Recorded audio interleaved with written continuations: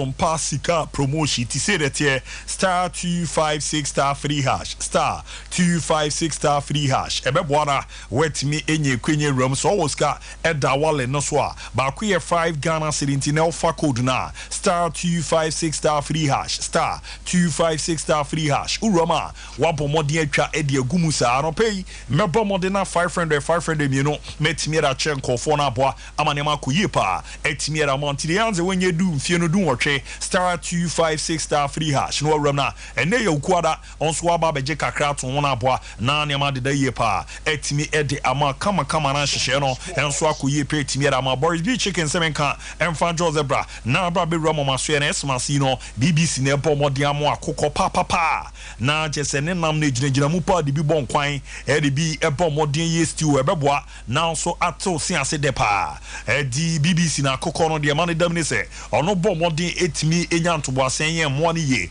enya mfe no wo mo pane bia na mo aba benyina efusifusi wano mo nam no na etete ye ne anom kamufa mane ne amamra mo bo mode form ansa na marenam no watimi area form ntine branches no edoso ye papa Bantama High Street Topsy Presby Church be bi asonwase market no unye bi Santase roundabout also need to unye bi poku trade no do wani chemu adum SG Mall Top High Tech and official Boadi Junction no obo modern wa give me number no 0544 44453 0544 44453 no mo na ne man ko yepa entimi informa New World Scientific Clinic and Diagnostic Services de bi ameka say doctor ni mo me share doctors ni omo didi nkomo akobe bi abomode akorre mapomu na ne de no ya de da mu hwonkon osise ne te oye oba wa hudie mu hawo wa himfi ono na bibia ABC basa ne man shara ne ne da ye entimi emfa emma wa ne nyina mo no be no wa boa na totua na ko yepa entimi era ma wo ye be ma otedua no fonwa na fonwa na nso no ye wo ba asasi so wade ni so a obeboa na mu apagya emu nso be dempa na wetimi era bo adwuma na ne ma ko yere ama o ka so bi hu a pampan na eba ne nye enim guase obomode so ano se ne no o liver mu ha o kidney mu ha hypertension dunya cancer dunya ennompeni mu no ne o ha kakra e wo mu nya no nkotwa ye ana afi wa peba unya bia New World Scientific Clinic and Diagnostic Services so and o hwe aboa okono wa laboratory services no course scan services no e course other machines no bedo so wa awun sere niam de siete na wagya won na so na aboa ma bibia akoye pretimi area man to Kumase open out tonsu mo na ko junction of Sitaransuria bank no o ye adwuma o transfer Kumase jora kokusi memenda anopa no so aboadia pa mu no ewurama nwume no nsia nkran so no circle insa fotorama obengoyo station no o sit ns chemist so no obomodin netimi etweben na cheso obomodin aboadwuma ya wodakọ ekokusi memenda anopa no so abodi ramu no nsia no na apoa na totua na kuyera ma fa na number no 0244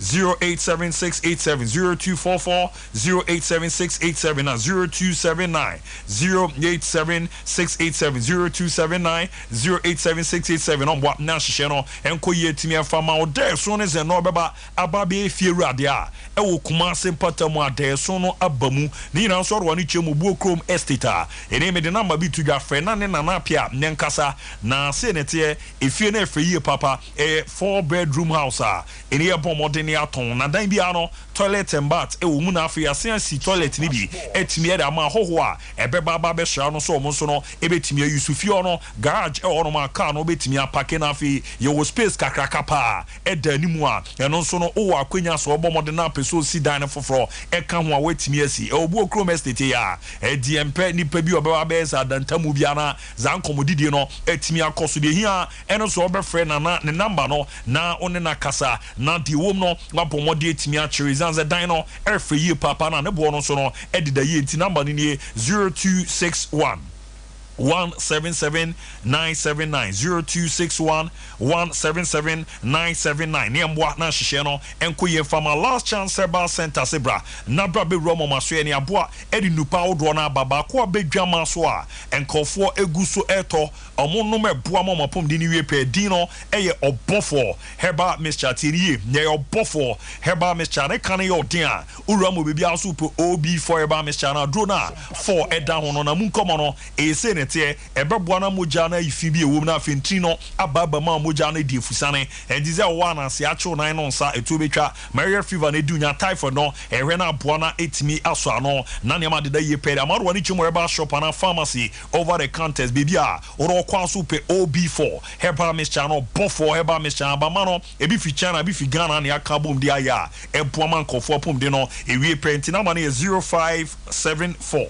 353707 0574 353707 0533 121761 0533 121761 yamwa na hyehyɛ nko yie pa emfama fever ventures bra na ope brushes papa obo mode etimeri twusi a ebeboa na ose no niam akekam ni nyina yi etimeri fiwa fever ventures o maso ye no so kɔ ekokura na eboa na niam akɔ yie pere manye no nko toothpaste awodo na aposin eboa boss no ma yi pampan bia efiwo na ma sana ye dindindin unya dompe aware o se chinam no abon ba fever ventures na diaba na se nete yes brushes ye what for prince eni ekwe de man kwada na for princess ekɔ etimi edie ma enkwada ma you are on affairs for the executive ye what for friendless for galas ni na ye da baba be ram na ne toothpaste outdoor no mo dia be boa na boss no ban no afi fresh about toothpaste be boa ama se ne gina so pa get clear boa ebi nfi bia e wo bi afi wona fa alloy toothpaste ne boa peppermint so no ye da baba be ram ti free fibo ventures in pain for na ne omo eni nkomo ne mboa na so no boss no ban 0241 545-646 0241 545-646 in a 0200 600934 0200 600934 niambwa na hyehyɛ ne da yepa etimi emfa mantine no o pedodo na tuso ahwa na bebo modena wetimi afre na apoama ne madadi so etimi era ma Vodafone se menken fancho se ene the Vodafone made for me na ababa be run na M4M offer no simple o 1 Ghana cedi na kakra bi ada so a osua no pa bebo star 530 hash star 530 hash yeboa ema utimi enya data esabo mode enya call credit na call minute edamufu anana dafu ano obabo mode na wetimi era frefren kofo odo na aboa amane ma deda ye pre timi era mantie simple star 530 hash or bear 20 Ghana de kra yetimi ama bear 6 gig for 10 days ni asia ma minute obo mode era free other networks no na aboa amane ma dadi pa area mantie star 530 hash na call my Vodafone app na wa subscribe ni na no made for me offer Vodafone for area baba be ram Vodafone further together na hyehyɛ no akoyie pretimi ediama na matches no ebi jepene na etimi ewram na aboa ama ne makoyie pretimi era man to wenye dumfe dun wotwe a www.betway.com.gh www.betway.com.gh na aboa na hyehyɛ no akoyie ediama EPL no matches ni bi na jepene na etimi ewram na wo se de niaba esi atia ni de ekom ne sere nchimu no esi ekwa eno mo de hyehyɛ bi aba wo mo site obebu atwa 100% no okreke so abenya the golden booking code no on sato so enyi bi fimu emfa bi nka ho utwa ye bomodem netimi ema unya ska bebre na edu so from 1 Ghana to 50 Ghana no sika no ye sign the man back unya ne bibia gise Betway any terms and conditions o mo apply no mo dwuma de ni Betway bet your way na mbo na hyehyɛ no enko ye mfa mama no nkomode amaka say express group na also ekoko romo maso ne eboa na san hyehyɛ no koyie pay the man baby to say Canada USA UK Australia baby to say New Zealand Germany oka kusua de ebeboa ge scholarship etimi de amount visa won sensem ticket won sensem admission no ye gina man no ne etimi de amount afa djuma so na akwakoya ye hwe etimi eboa international exam institution no any registration no be it IELTS no SAT no GRE no GM18 no TOEFL ni nyina na ye hwe na ya boa mo number no ne fa na amobia entimi enkonkodu sikendi izanze express group omedjuma no omobono adansidie bebre ho number ni 0249 000 448 0249 000 448 na 0555 550067 0555 550067 opomo asafule ba runabout Accra Kaneshi first light to be nyomo and atemanso no orwani chomo community 18 last should be Gory filling station no amu bu edwuma isle go mo ben Trinity Theological Seminar baby tise takra de omo osunyane tamale and afa bibia ni edwuma omo bone ya de ano edin ye papa timameko me mana ba misunku malewa na ya rewra mana afa de aka na ram lutana bibia aboko de o bra kwaku nyame adom na so e mezumo ye meze nkofo afro pa ba me chama bi o sunyane aha your friend Mr. Nansen Balu Balu. More plus TV. Okay. Amazon be juma no bisa masesa na mezi oke wo beba o check guta na misra no di Mr. Nelson Balu oko more plus TV sunyo no ye chia no pa me dey da wa ba hu zi no na ni beje pa a chirezu di medo bibia se especially Berima. Yes. Your administrator. Then you know, friend was said the map. As on Koba, your name, why you do power. Madame Yejuma. Okay. Madame Yejuma. I'm fast. That's my iced tea. Upiamo Abra Dunkawa. Yes. A pharmacy shop. On a pharmacy sister or Dano. As I see social come up. Papa. Madame Grace is why come up. Let me be a nice team. I see Yami Sharp. Misukuma lewa ba. Yamisha iced tea. Obiafo. So my feel. Oh, that means yeah. David. Now a background with the MZBT aso kaka. Aso share bakakra. Is ya ma ye kakra ati. Aya de ne ade ati. Ke ora fa me kwa ma no ne. Right, Abrana sensu na no pioneer be breaking it down. Now you're touching it down. Now you're knocking it down. Nya nyadaja jejamu yompowa ma no nsemo. Na yensha sem free abibram ha. Ni nyana sa one-on-one interview. Bi etimi todwa enu upema Jeffrey Asari the Apostle. Etim Pemo the nation's capital. One cry. Abrawani the deputy South African ambassador. To Ghana. Your His Excellency Tando Dalamba. Ekodim Komo. Na Mr. Tando Dalamba. Where His Excellency. And observe so far South Africa. Ucha AFCON. And Chebe Tuja. Ewo la Cote d'Ivoire Jinri Mono. Where groupa. Eya Omevan South Africa Kodam. Group Ina. Omuni Tunisia. Omni Mali and Namibia on what is a South Africa. Bafana betima qualify. You know what these days you cannot undermine any club or any team or any country. You see others they say it's a group of death, but not our group, just saying group of death. But these days football is football. You can even Ghana, you see Ghana was beaten by Comoros. You see Comoros is not a football playing nation. You see South Africa was beaten by Rwanda. Yes. You see I'm not trying to saying I'm undermining. So that's the fact of the current state of African football. That's it. So you cannot say no, I can vouch say no South Africa. But as a South African, I wish that South Africa can go further in this African. And no, a deputy ambassador Edema Ghana from South Africa, or wherever His Excellency Tando Dalamba, and only Jeffrey Asari the Apostle from Sompa, one-on-one, and when he didn't come concerning AFCON, January 2024, a betima Toto Cote d'Ivoire, and one ambassador didn't come on also Bompaye, Esan Bafana, betima advance AFCON name, where group Yom Demna, said the Nkase Africa country be a yemino, and we are somebody to get watching a busan so panine, Napemo South Africa, Orlando Pirates, a clubber, Nevisan commitment dominate ye, Nessa Somo Brenno Sudiana Woka, and therefore Orlando Pirates on Batromitino. You see, Pirates, it is struggling, but at least in a year or in a season, Pirates will win a cup. It's a trophy. Yeah.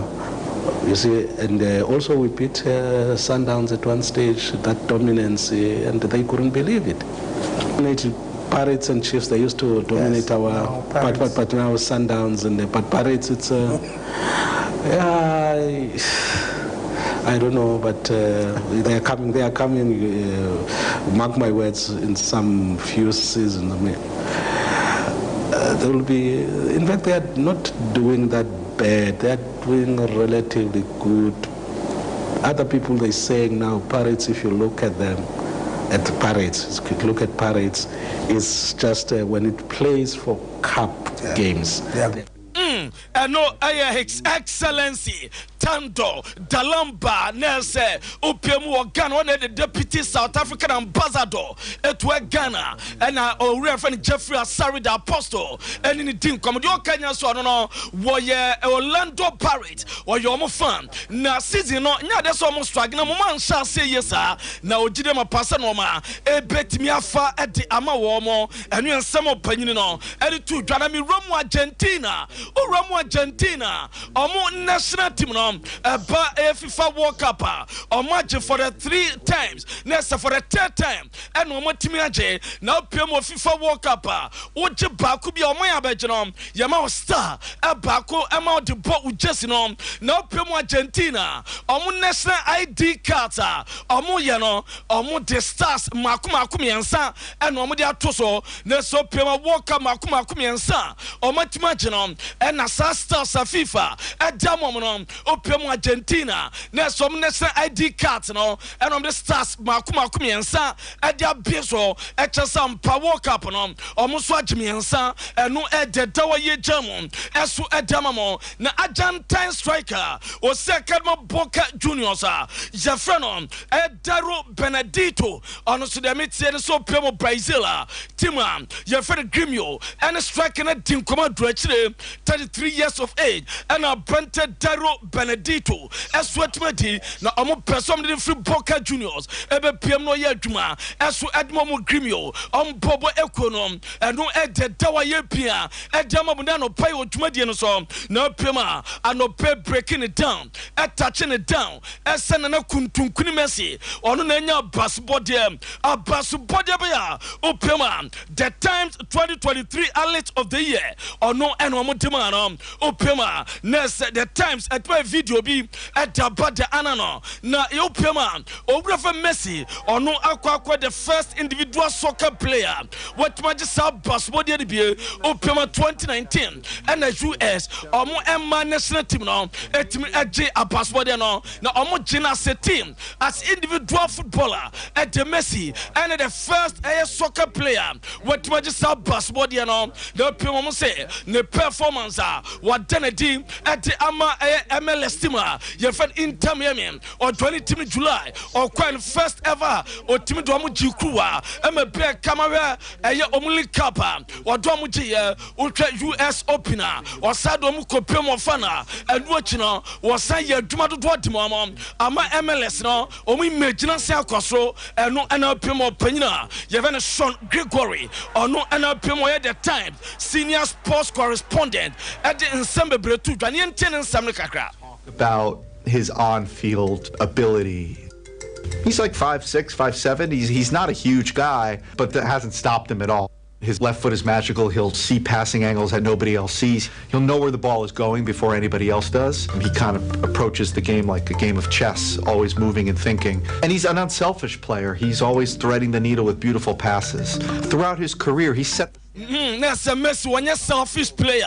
Debiano over passes our dema. A ball crown will bet mashe. No appear damu bino dia to atinam. Oche seya and quadam quado we are singing. O BSC Kaya a Messi ni Jesse National le player come on. No one in the fact Djokovic and a prina Messi at my winner. Sub Basbodiano at my comment the time 2023 athlete of the year and no idea Bami Jam Jamamon. Namiko El Nasa Bobo no, it was Saudi Arabia. No more Brazilian player. Your friend Talisca. No one wise as Samoa Arabia on all live band machines and a musician on one casa at microphone. Not Talisca General, not only the concert. Next water no beer camera. Damn it is an pay officially. Was signed contract. And so between a concert or Riyadh or Saudi Arabia 15th December. And a Talisca the concert Betma Basu El Riyadh El Saudi Arabia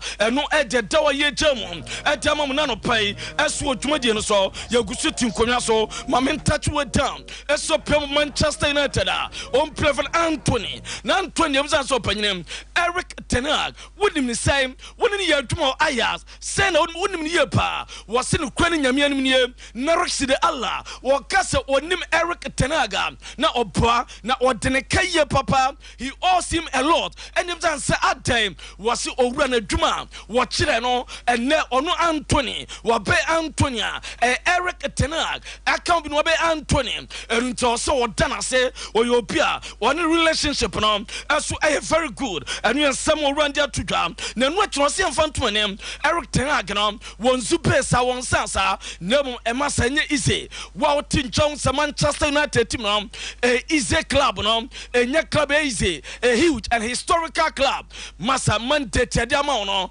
ayana no odene and you some there to we and you say Premier League no Anthony woni say Anthony Biana no was Premier League no we are seeing no the strongest worldwide and you some there to jam and what we and you say no if fear apart from football on the pitch no then man any Anthony Biana no was no we home lover and was a home lover no asene say also no say wan ko ba bia onya daje tena fie ene ne bani diagro na baba atena bia babo ne bana no makotena ba bi no matuma di diagro ma bia eso to fan enu ensem Anthony e dia tutwa ye checha mu tema ma me nko Declan Rice se dia asena team no ayeye asena team no aye akono asena team no aye so pimfo free maternity ba na no game no 90 minutes na 3-3 against Luton Town na Declan Rice o join ya ni go na wadima Arsenal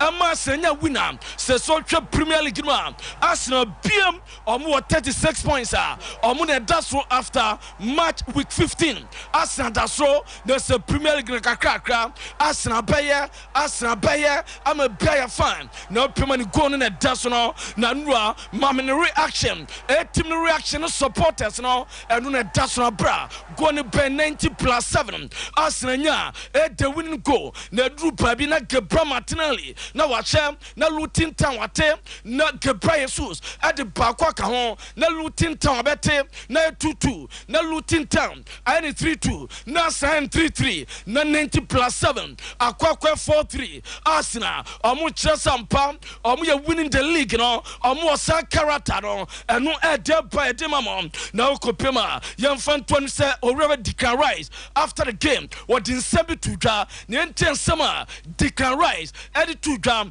after so far what team buy boduma ama no manyina ko ama Arsenal. To be honest with you, and I just thought for that one when the ball got rolled back to Odegaard to make a gamble, being man marked but went the other side of him, and you know the ball fell perfectly onto my head. And if you don't compete for the ball and if you don't fight for it in them special moments, you know you don't get special rewards. And lucky enough I jumped highest and put it in the back of the net. And you know na se also fighting na omo fight here no be samasa you say kakra feeling here deep feeling here great and we some Declan Rice e dey tutwa de mama na enu achentwa Bukayo Saka since owura mu bo first team de ma Arsenal no owura friend Bukayo Saka ni game number 200 and we board ma Arsenal no against Luton Town na 200 games what bono was 46 goals and na 51 assists na so grama so far owura 97 goal contribution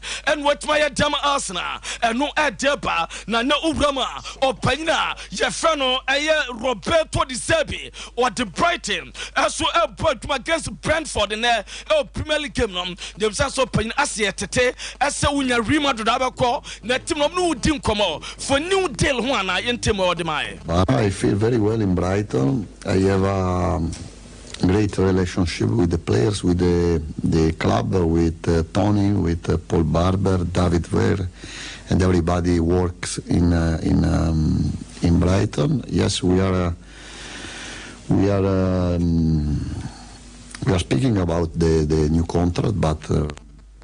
On a Brighton focus so mudim komo efa a new contract ho and we some run it to yanko Premier Liverpool and now omo against Sheffield United and no penny friend club you so penny na face team omo pam coach your friend Paul Hackenbottom am so penny friend Chris Waldanaba na Mr. Club and the game no then abeka dia fa ho a game baba yire so diamamo and na say game bia ano bed or kasa ya na nuachino or the two just no be kwe diamamo na Chris Walter or no swaba back e wotima ye friend Sheffield United ono so no so ogide mapa esa ne no ma betuma fa no ma betuma kwe damani ntensama waba back no odi tuga. I love a special place for me, seeing old faces, seeing new faces as well, and delighted to get back into the game.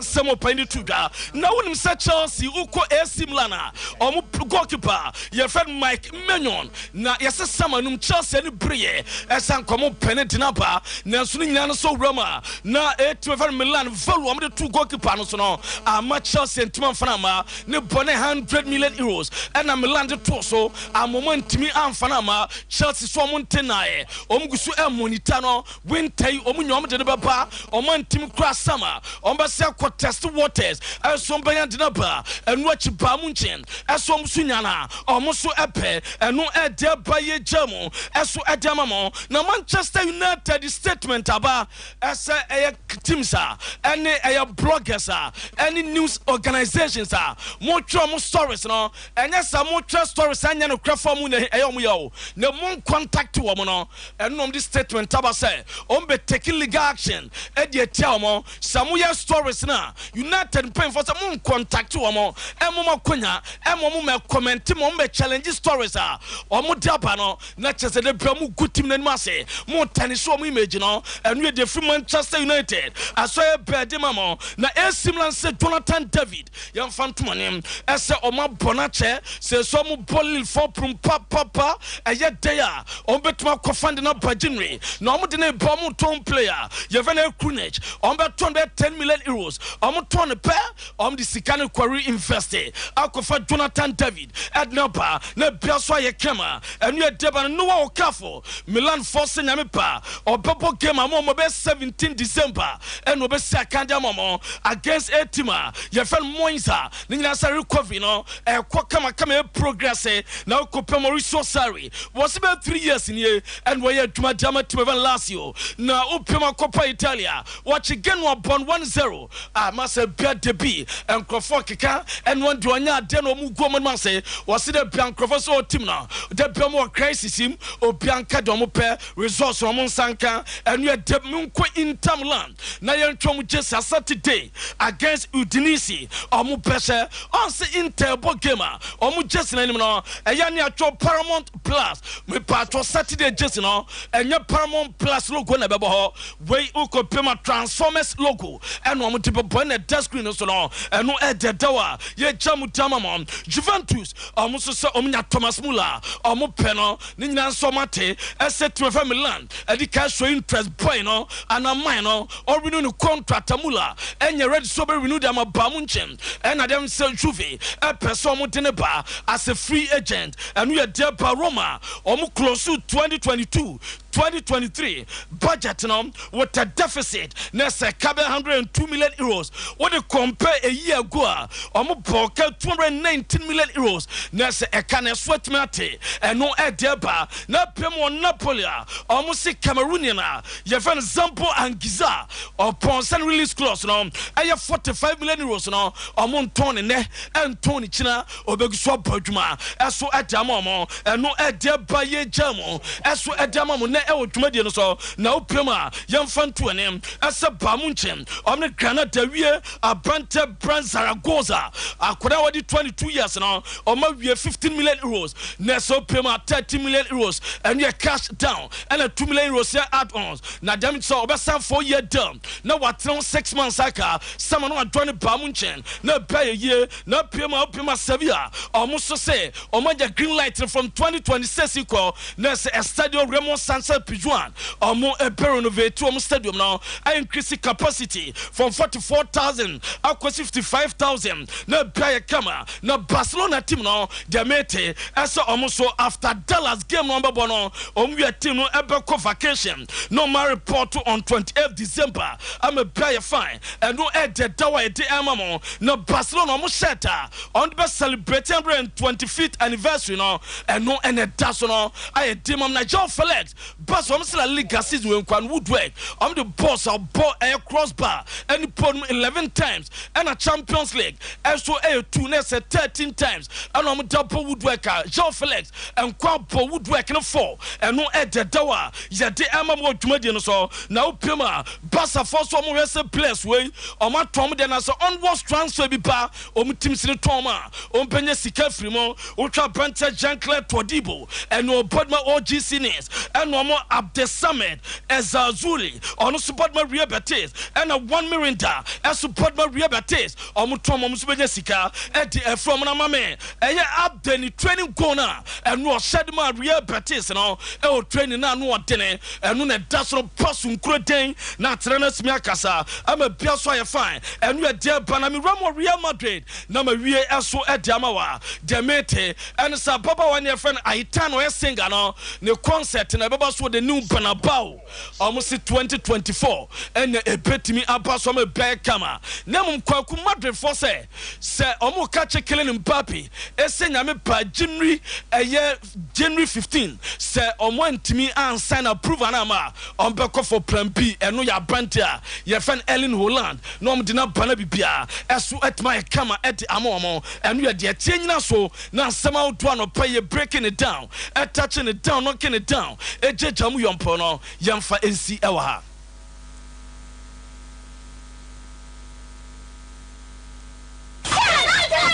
The ones that now from toothbrush, no. Toothbrush, no.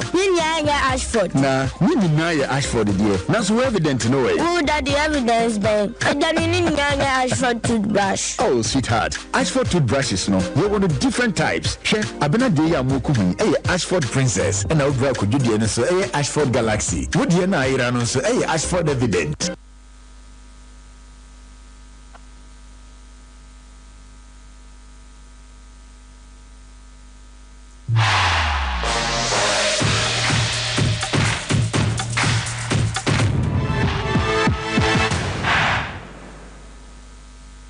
First clinic aye sciatica expert sciatica no o nerves na wo to ase na fa wo siremu na fa wo nansia besi ase ho no se ho techema eno ene ye fa ne sciatica na etimi bubu o to ase ka wo se dwe wo siremu wo je ho ba bia enye na eno na 21st clinic ba ye adwuma pa wo mu ye ntia baso bo ma gine wo Ghana ha ene amono ne enyasem ketewa wo mu gi international awards ahodo wo mu gi local awards ahodo na anu nso na wo mu be the only sciatica research and treatment center in Africa. Bibrim hano ebini baby a gise 21st clinic nkwa. Wo mu dia bibiduro ene besa o yare no masa de machine aka ho. Yare sabia yare bia wutimi de ko ne mama de ba ko a wo magidi wo mu pa no. Sciatica ena stroke nso de kwa diabetes ne hypertension ne ade. Ghana ha baby a wo mu ho. 0540 311 311 0540 311 311. Next 21st clinic. Wo mu ye sciatica expert.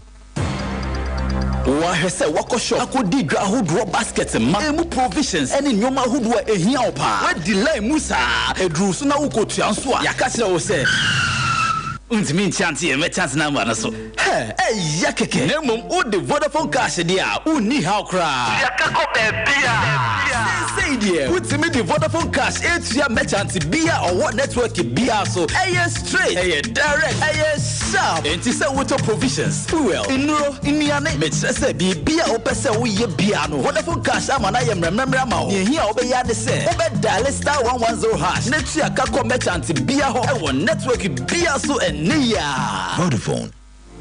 Here in Ghana, when it comes to chicken, the good old days are back. Why?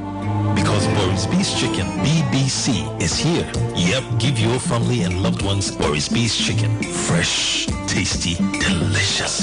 Boris Beef's Chicken is produced right here in Ghana by our cherished poultry farmers with support from the Ministry of Agric.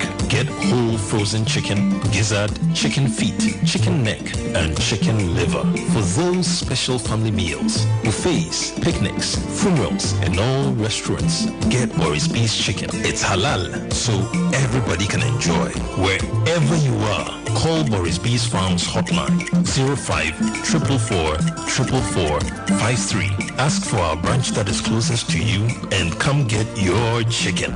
Boris Beef's Chicken, BBC. Proudly a Fiakoko.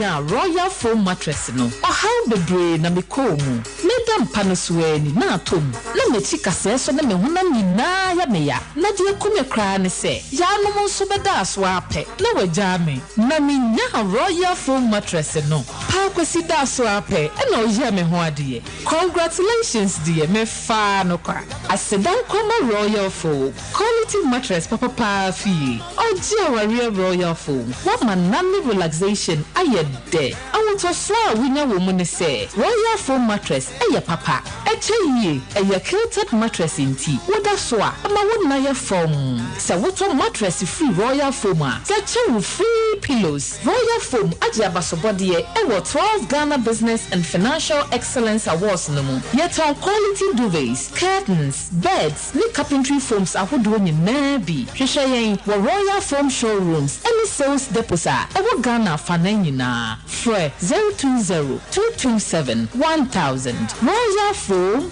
rest assured. Welcome to St. Andrews SHS. I agree in private SHS. Yeah, SHS courses in general art, science, business, no waka kaho. Ever St. Andrews SHS, yeah, dinner ever pass. O send one teachers now. Wash your window, discipline, no first one was yati.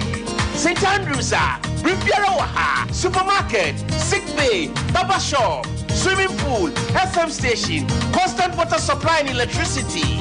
Admission room condo, Eric Chanabate, Pico from say, Warrington from our SHS 1, 2, and 3. St. Andrews SHS, what branches Big Piero Ghana. Sapade Paso Asia, St. Andrews, Saboko Schoola, go school Owotin, Ama Paso Wasi one time. St. Andrews SHS.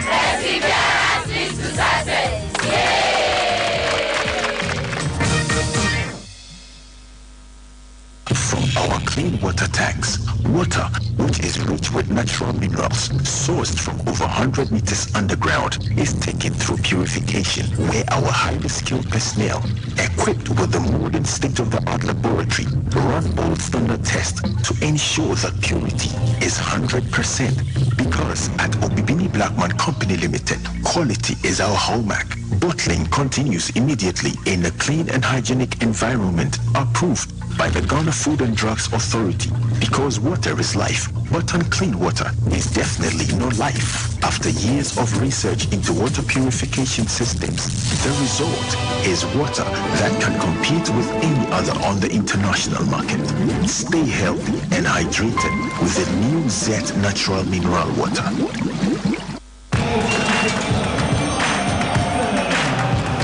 We are back, bringing you the latest lineup from Betway. Betway starts strong with their front two, with Free Play Friday and Swipe Bet. I'm not in the middle, you've got all the control with Cash Out and Build a Bet. Plus, with Win Boost, you can boost your sports bets. At the back, they have Smart Picks and the Partial Daily Jackpot. You always get way more with Betway. And you want to see.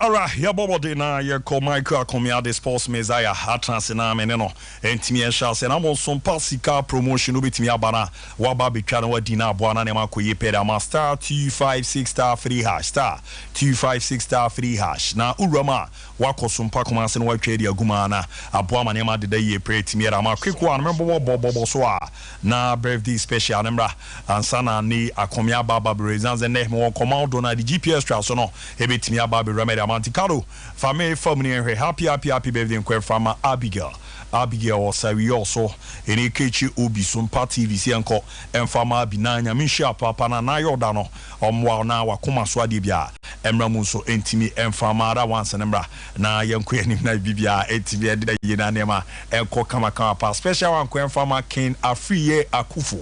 Eke kufisika na utale kan bro we birthday mu kokote masses pa kufisika sika ze Ghana ye ka cameraman o mu bu ejuma pa the Ghana Football Association Ebuama Ghanaian football ni tumpon edemo mo anka so mo ne ne mo yerem ze onka nyi Kofi's vimdi me am Kofi happy birthday nkwa ma bro na nyame hia pa upon akwesi Afrane a champion me dem friend akwesi ono na ewe manager dem abekum Chelsea na Afrane minu aba ko pa no Afrane na yoda nyame hia pa da mo na de on so pe bia no emra mu kama pa ntimi emfa na nema ene da yeso no ntimi emfa ema na afi akware so a ye friend resto fila nkansa adepa na nkansa wa opapa yeso ko Hope International School eni yoda two papa say special one ramu famana nyame hia papa na de on so no pe bia emra mu famana nyi na be pen pa mame kona me ne me say ansha me say na bibia aboko de nyame adoma hwe ni experience abu de bibia de din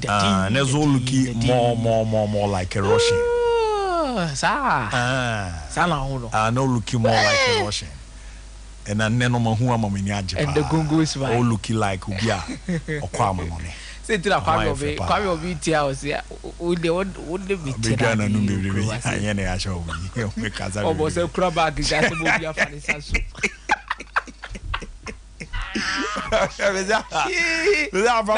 also oni pa ko to me why oni pa sare bodu I was there bro say o say me friend me abronye DC say why dey say my day Mas é fatal, Zu. É brabo de DC. Oui. Mas é fatal. Didi bia ba heboniana.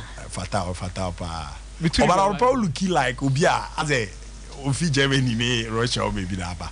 Oh look very. Tete kwashi. Faru comedy.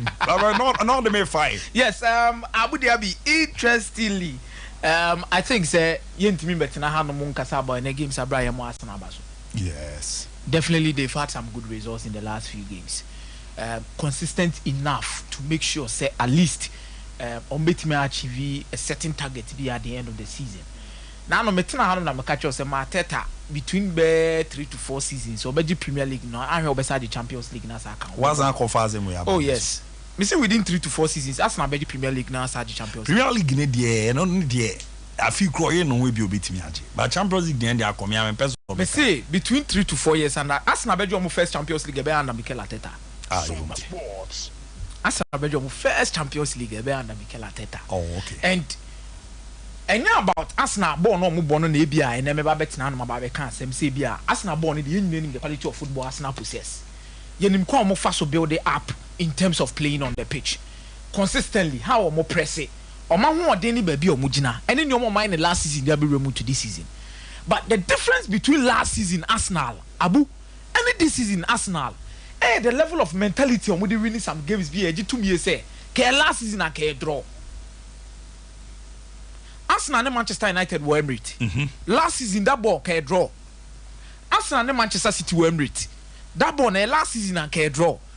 Arsenal and Luton Town game no. Last season ke draw. Even on money Liverpool games on Bob Bonansiano ke draw. On money Tottenham Hotspur ke game crop back Arsenal be lose. Yes. But this season Arsenal are finding ways to even win games at death. That is what champions do. That is what mentality does.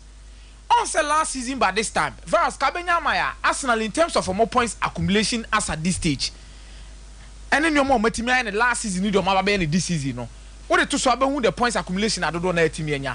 But Abu, where Arsenal most points after 15 games of the top flight season. They are ready to Emra Arsenal the title. Oh, okay. What did they mention Arsenal? So Oshe even 32-33 Omunya 35 points as at 15 games no Omuji League 47-48 35 points as at 15 games Omuji League 87-88 Omunya be mo ntimi anji League 2003-2004 Omudi League 2013-2014 Oman League 2023-2024 this season and last season the Nabu o compare Arsenal 4 points adrift the total number of points Omunya in the last season as compared to this. But in terms of points gap, no, equal. As at this time, Arsenal leaded the second place team by 5 points. That was last season. That was last season. The same thing as say. Barring any unforeseen circumstances, Liverpool winner and your 5 in the BM, about 3 and 2 in this particular aspect. it will be those games now Arsenal abo must squeeze out wins now and can you Declan Rice na didn't copy me the ball no koto neta Emma game ended by 4 goals to 3 cannot pay Abu Dhabi yeah can say can you 3 points now be Arsenal point no can you 5-point gap can 3 points gap a quiet 3 points gap no so no Liverpool susu nya sha oba be dey ko ba be da osoro ne no no apem osoro on ma no ba be sound. So it tells you the importance of almost signings we almost sign this season. Enra na Bishop Okasaba Edu enyoma mo ye omo team dey sign Declan Rice ni be PM team. They started that operation for 6 solid months. Declan Rice then for 6 solid months. And yes, City no mo team try Declan Rice can City could have afforded. Commitment to SS can cram na abro so. But Declan Rice catch omo play say oni ateta na Arsenal do achiri. Ni Edu on team disrespect omo nya dey. Enya honom no me bon fa ma Manchester City. And Man City pulling out straight say omunyam bidi bi emu fa nye dey enfa nko. And now Declan Rice has proven to be a difference maker now for Arsenal in some of the games on Mabo. Was 3 goals na diama Arsenal, but you look at the importance of those goals. Omoni Chelsea no or say go no say no. And the say ma team e fan Arsenal team better take Kanema game ni end 2-2. They were literally out of that game against Chelsea. They were losing. Then Oberham game against Manchester United. Garnacho say ball na yakwaje offside na no. Corner ba ya na Declan Rice play ball na to net 2-1. And Sakra na 3rd goal beba ma Arsenal winning game no. Crucial goal.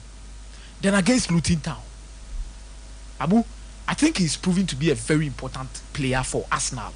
And Partey MP club. Aha. Declan Rice is a player what type prayer. Yes. And Oba Arsenal so aside consistent or add something to the defensive unit of Arsenal. On say Partey more of a controller, deep line playmaker. What did they mention? But we typically robust and modern kakra. Those particular level of quality kuta Partey in win a defense kakra. What did they mention? But we drive it team, you know, so a progressor. Utimi Fabo no bet me the ball run ya 20 years, 30, not the morning moving kwa. And his ability to read the game so well as a defensive midfielder and the aggression ne bo more. I'm on press so na say no so no. Or say the goals ahead there. Account. Not only goals but vital goals. And I think Declan Rice is showing to be a very important player. Notwithstanding any other thing, I think Bukayo Saka too has been an impressive player for Arsenal. Yes. Wouldn't say since he's so making the debut to Arsenal, no player share more goals. I assist their channel. Oh wow. Arsenal team now we chance na omo bonus left back ana no mo bonus wing back left wing back okay oni mo Bukayo Saka as compared to other Arsenal players in terms of most goals and assists obro with the way after 15 games there no but a certain thing about him yes this Bukayo Saka most goals plus assists for Arsenal in the Premier League since Saka's debut.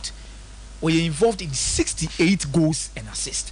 They also see Aubameyang, Lacazette, Odegaard, Martinelli, Xhaka, Pepe, Edin Ketia, Emil Smith-Rowe, and Gabriel Jesus. Wow. This is Bukayo Saka. So silky.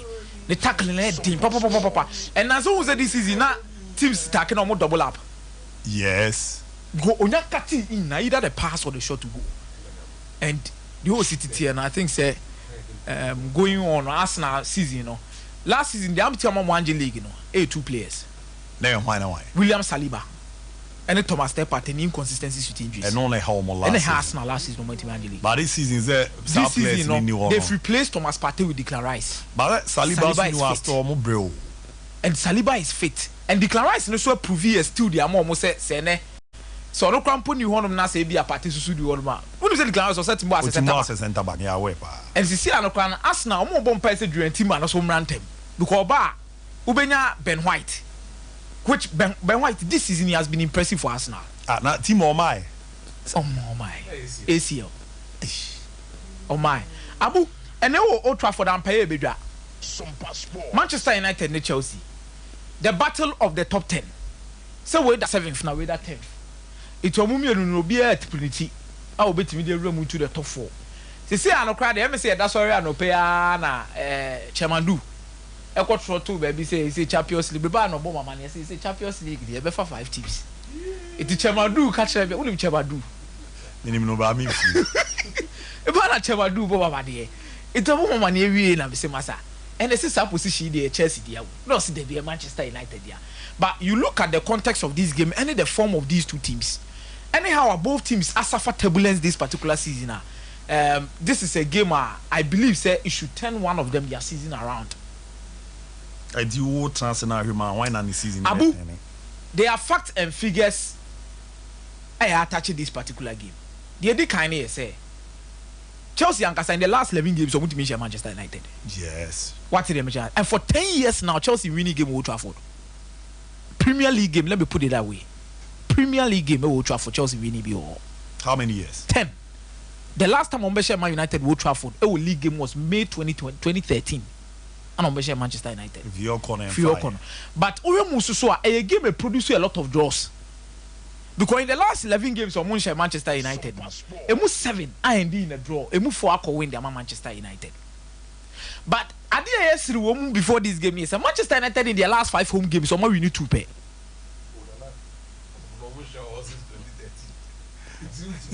And Chelsea, so now want me say this season. Now I'm but still on the top of my pack.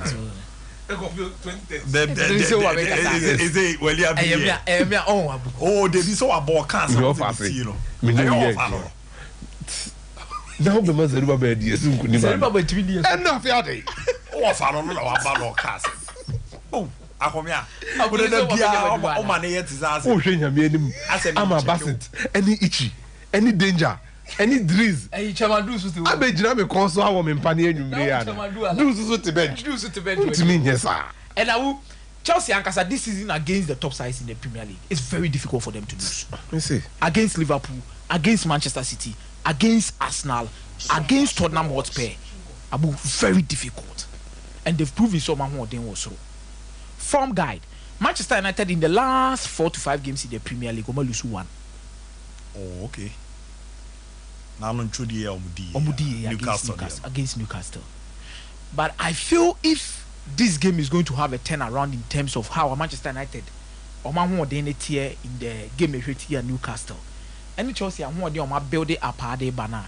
I think this is a game. It's a double chance for Chelsea. Sir. Yes. Now Nkuku be wadawe. Nkuku nyamai. Obeba dawe loba. Nkuku de bia omo postpone. Say rehabilitation na no gusu awoye. Osa konya anoko. Minima sama abeka. Na minima sama abeka. Kalo krele. Bishop Akwaba. Right, we see. But conform cheska ni die cheme me star 256 star free hash star 256 star free hash. Ni adi. Ona ma ne basu bebra. Eye den a utwa bedi. Sompa sika promotion. See aram say akomiama trans ya the tactics bi ba. That tactics no say utwa ne 10 sana bia ama 500 Ghana cedi. Meche ba ko animanimu ya me ba be kwa na ma yi ya star 256 star. Dan so soja mines men kan jo zo chia pa. Me je dan so. The soja call man on wa ba. Oh, e man akwa ba. Ni ore na master say so kwa tebubu a. No so atomen kra. Master say. Obunyina azu omo chia. Master say nche bia mba be ya action bi atu. Atebu action be na wo is. Oh no be tre kra. Oh no. Is that one you hu? Now some Google aye dey. Omo Kofi Boachi. Bassett, Danger, Ichi, Driz, and a sagangan. Omukofa how no mode Jasrama, Egu Akrani Triso, play our practice, you know, on never be goes. Or more matches be on bonombo chance to go say, we say in Kunkwa. Nana, football and canisa. On paper. Akra we practice. But just that one with Christopher Nkunku. Oh, so when you're or Leipzig now. But when some person catch Danger, must say Werner did better at Leipzig than Nkunku before Oba. It's no beyond in the crack. The Mumpase be say, Omudi Jabi go akra ni triso aforso no dey. Yes, so dey I am. Say Werner no bo chance go, but only there is a chance to better o be she. Odo munya botre because ke sani injury na akwa nya yen. I feel no say be pre-season o. Yes. Then he would have to warm into their season. Master Zombie to me and come ready by January, you know. Give him all the time and all the chance to heal properly. And me it will take a miracle. And then Mark Christopher Nkunku Aba, not the Chelsea every 10th or 5th. Sompa Sports. Omojinidio. No, Obi, look, you have to believe in him. He has the ability. On your number of preseason matches are no pride. Nkunku is here to play a competitive game. The adaptation to life in the Premier League and all that, even to his teammates, it will take some time. Omono moon is that time now. Sheshen Kofi similar number. On Pedro Ginana Sheshen Kodema. Zedad Mudupa. Omono craning and Yeti Amashimazingu. Just one day, Bishop. Omoju Nkunku dio. Nkunku nimbo. Akwame unzo omo. Omo so Nkunku ni dia no super ake. Esefata say omo yesa na emum Mira. Asem ni nyina ne say we are not talking about a world-class attacker. Yes. So I say, give him time. And then the fourth so pra. David. After all, they know you're more preseason, no. So really, born a total animal non until it gives good vibes. Nemum, danger mbenya botre, kofi boache, videos no benya botre, ichi nya botre, Bassett, Metro Man and fish, nya botre. I Bassett or fish. So fish born been on in them. So into look omunya botre ma kra because you know omo on your born on. So one Ben Football Club I home come need the players warm into the season. Yes. It takes them sometimes up to 10 games. I feel Nkunku obe warming. No say the level Andrew Obia or Premier League no fitness wise. I feel no be injury free fit, match fit. No about matches na your match sharpness. And so when you peak, munya botre. Anyway, hwe kwaya omodeme nam so wiase na me de masam to anim say se muma Zerubbabel be hwemo na me nyehwe se me ni bit matna kroa e na Zerubbabel no bi anim say me no na cheche. Yes. So what I say da ben na wakwa so what I say eno akra de intentan Kenzi di be wo mu ni say amount 400 million for need decide the key games. But Zerubbabel no kwa yesi man kana say. So what I say but assembling tintin in the bedroom rebino. Some of the players in Chelsea, they would have to get out of the shadows of others and play. Oh, of course. A bedroom rebino. Just all bobon. You have to play. Yeah, of course. Minye, your friend was saying Abu Dhabi. You don't say be bobon. Then she will to say Pogba then this year koto ne charge aba. Look, at some point, your quality must stand out. This is me. Take the game by the scruff of the neck. Jibon and abo. Game no, like Ngolo Konto the NB. I can't elbow game no. You get it. Says Enzo Fernandez ko Bobby. Ewo Manchester phone ho and now. And no man you know why. He's shut them up. He's underscored his potential once again. And he's made a statement. I've come to dominate a game and then I've taken the game away from who is supposed to be a direct driver. That's what I'm looking forward to. And there could be a defining night for Manchester City. And some are Pep Guardiola come. If they maintain their usual levels on Magic Premier League, no. Yes. What's not the means from back? The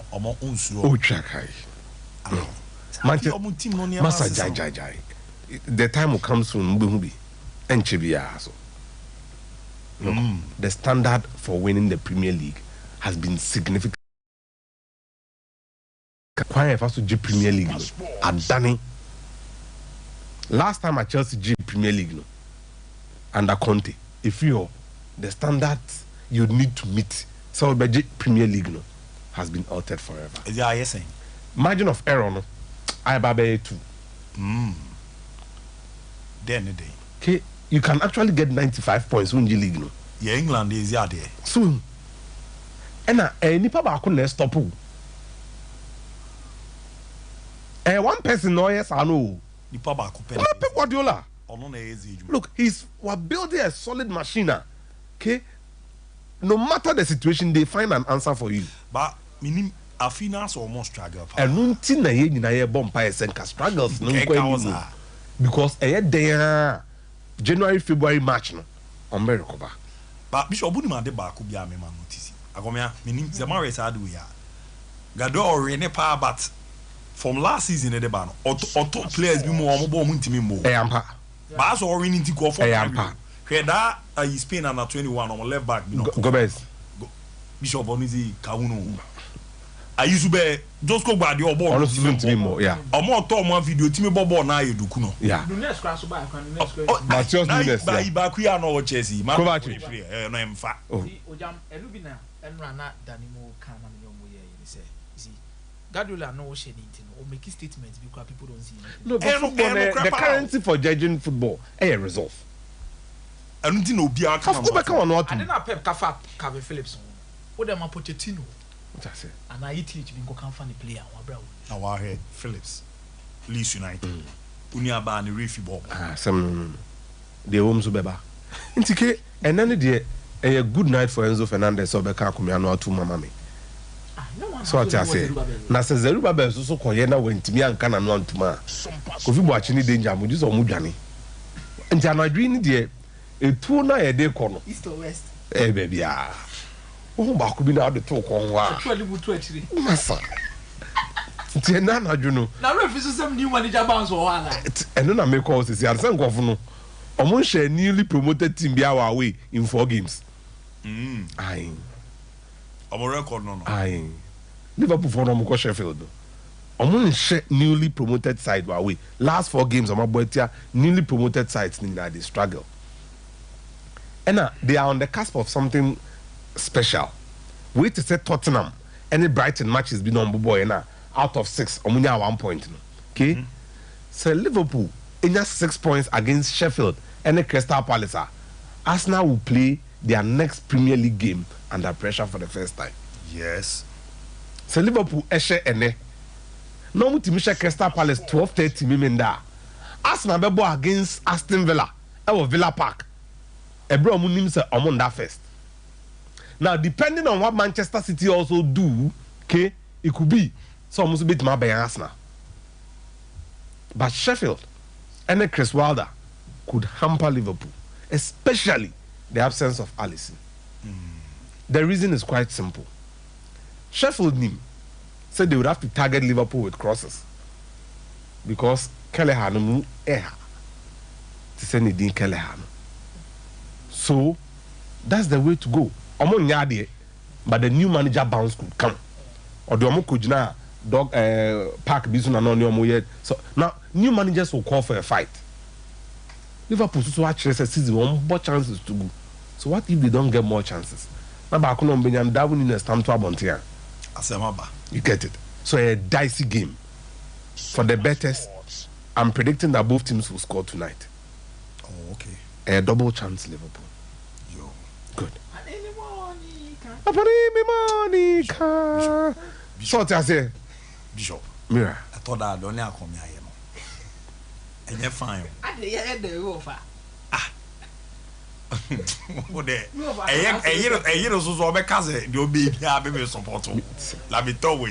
then me dachi no me Nigiana Juesha Winsem and Johnson. Okay. Douglas Luiz, one of the players Sebi. It's me movie in India. I could be say the axiom he's been prostituted around by his parent club. Like I said, Douglas Luiz, he's been prostituted. The NSS Sebi Oba Jantren, you know. Unimbonibo. And Luiz Efri Brazil. And I joining City Football Group. And Luiz Eko Girona. Yes. And then the fact for moi 190 Europe no Luiz by still no nyabo ni bimbo. And no catching enough for us or no person about Brazil national team ni bi. Until look. Obe pe bibia ka che omo se look omo man nko permanent place baby omo de nko ye bia no so omo ka so omo turn na omo de buy back shim na o kind memoir of City Football Groups no omo executives na omo EDS Manchester omo friend Elite Development School omo academy no is omo ni Chelsea em say omo ya abo bracket most of the good players are running through. It's a City Academy boys and do not ball across Europe. Yes. Mechamo, Jadon Braff, Jadon Sancho, Edini Bibri. Omo Manchester City. Him the ass. Dodona. Mira. Douglas Luiz every City football group num Aqua Aston Villa on loan. He excelled, but no more pencil. They didn't want to lose him. And no more the buyback is a shame, no more and permanent. Arsenal tried getting Douglas Luiz. Yes. Liverpool had inquired about Douglas Luiz. Even Chelsea inquired about him. Good. Many believe so in Borneo. Now the amount Douglas Luiz is special and a set piece ability. And then Douglas Luiz will be the difference in that Manchester City game. Also a tough game. He's going to be the difference. Now, these guys have a near perfect home record. Yes. Omo very good football. And omo game no transition football. Okay?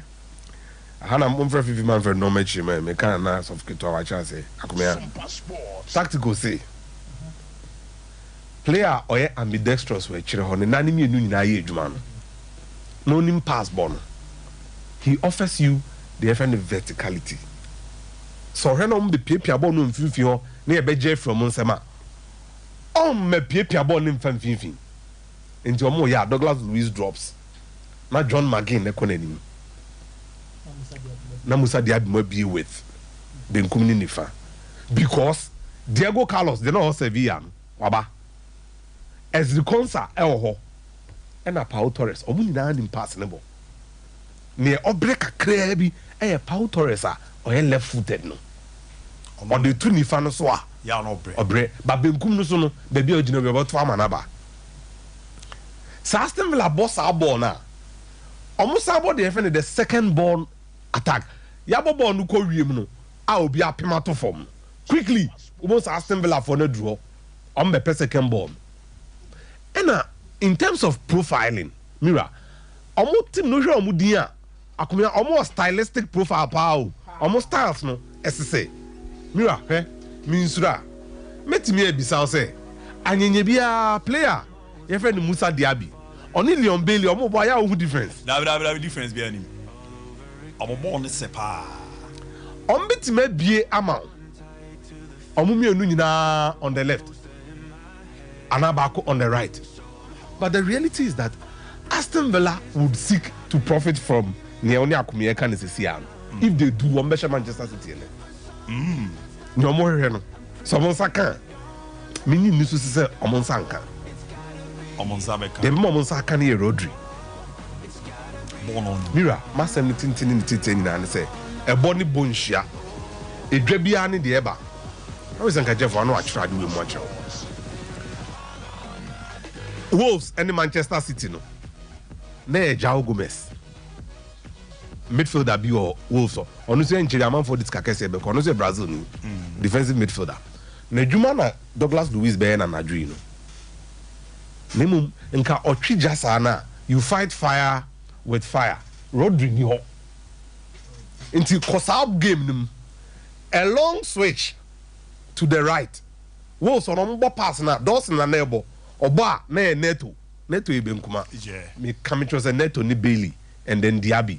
Omu profile and the difference in Shedanim. And a Man City bebre. Ombebre pa. They would need to do something special.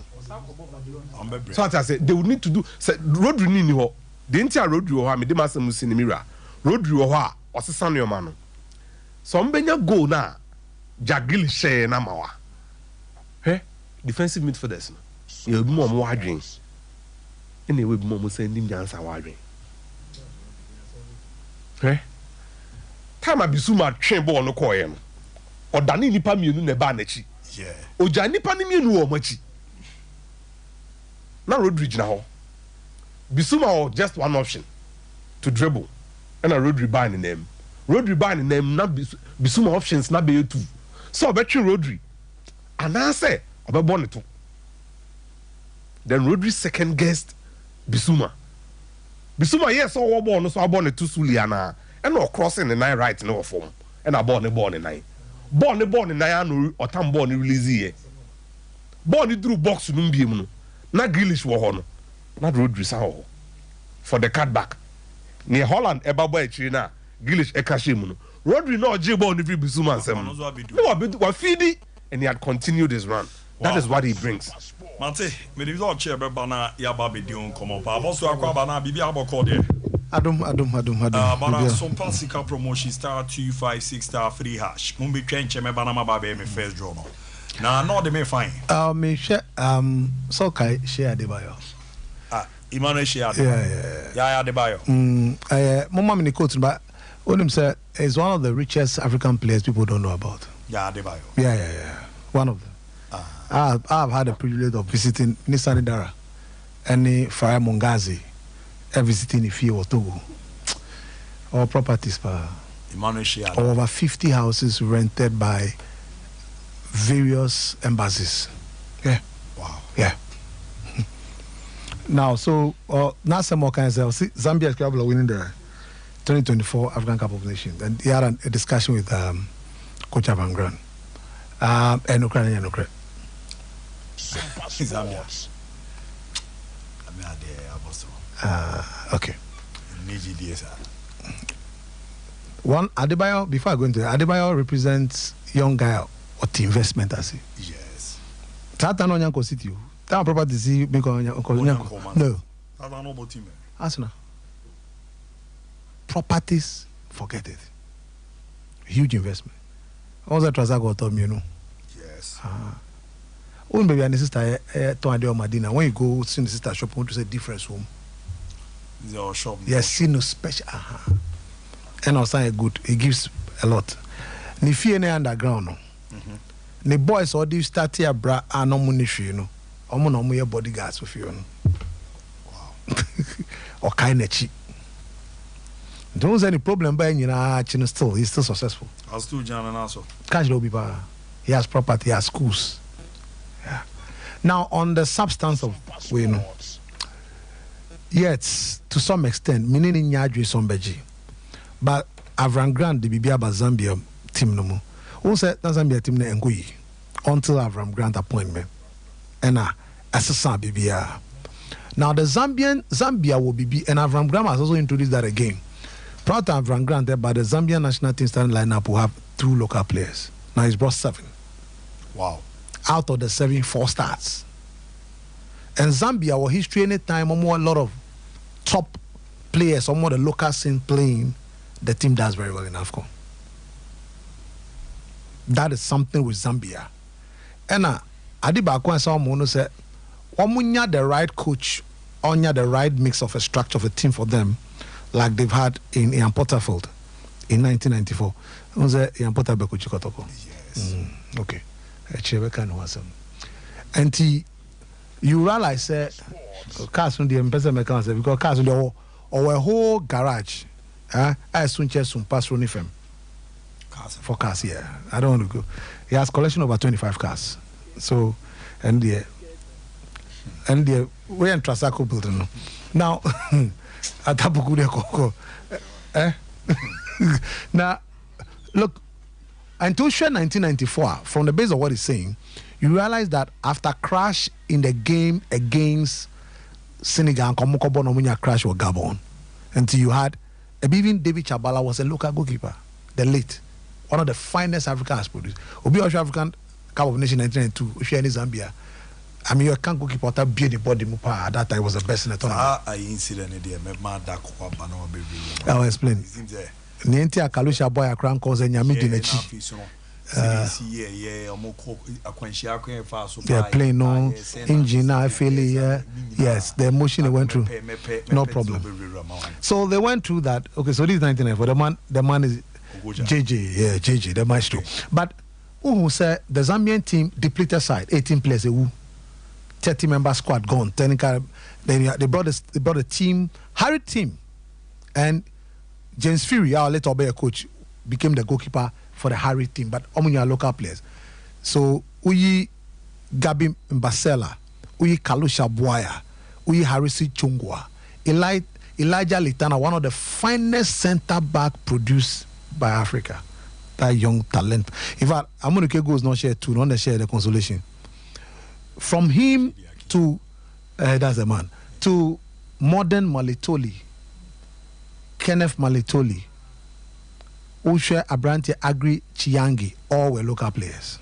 13 local players, almost finals, and then they lost to Nigeria. Now, the reason why Zambia, they won this disaster here. Patrick Banda, no who you know, he was the leading marksman alongside Kalusha Boya. Yes. Who they are here? John Lungu, who was a local player, was pairing with Wisdom Mumba. So you have a situation where Omuye depleted because of it, but they came up against a star-studded Nigerian side. And Zambia don't respect that. Nigerian side led by Peter Rufai, Uche Okechukwu, Augustine Egwavon, Uche Okafo, Stephen Keshi. You are looking at Isaac Semitoji. And then the midfield maestro Sandy Olise, Finidi George, Daniel Amokache, Emmanuel Amonike, Samson Siasia, Rashid Yekini, Victor Ekpeba. This was what they came up with. But in spite of that, because they always, local boys, when they give out their best and play with determination, they lost narrowly. Nigeria team has been there for 2 years before they won the cup. We are depleted. Fast forward. In the 2012 African Cup of Nations, no more 5 players. Yes. Local base players, 5. Now, we share aside that TB Mazembe had 3 players. Nyoma Kano, players from South Africa. Against almighty star-studded Ivorian side. Now, Kennedy Mweni. No, he was already with Standard. Yeah. Look at Omu team. Kennedy Mweni, Davis Nkoso, left back.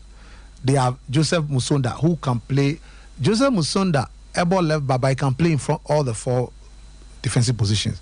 Any France Kasonde. So they are fortunate to have versatility in. Now, Stapila Su and then Hijari Himonde. Then you have local player, Green Buffalo player local player in Nathan Sinkala. Isaac Chancer. Yeah.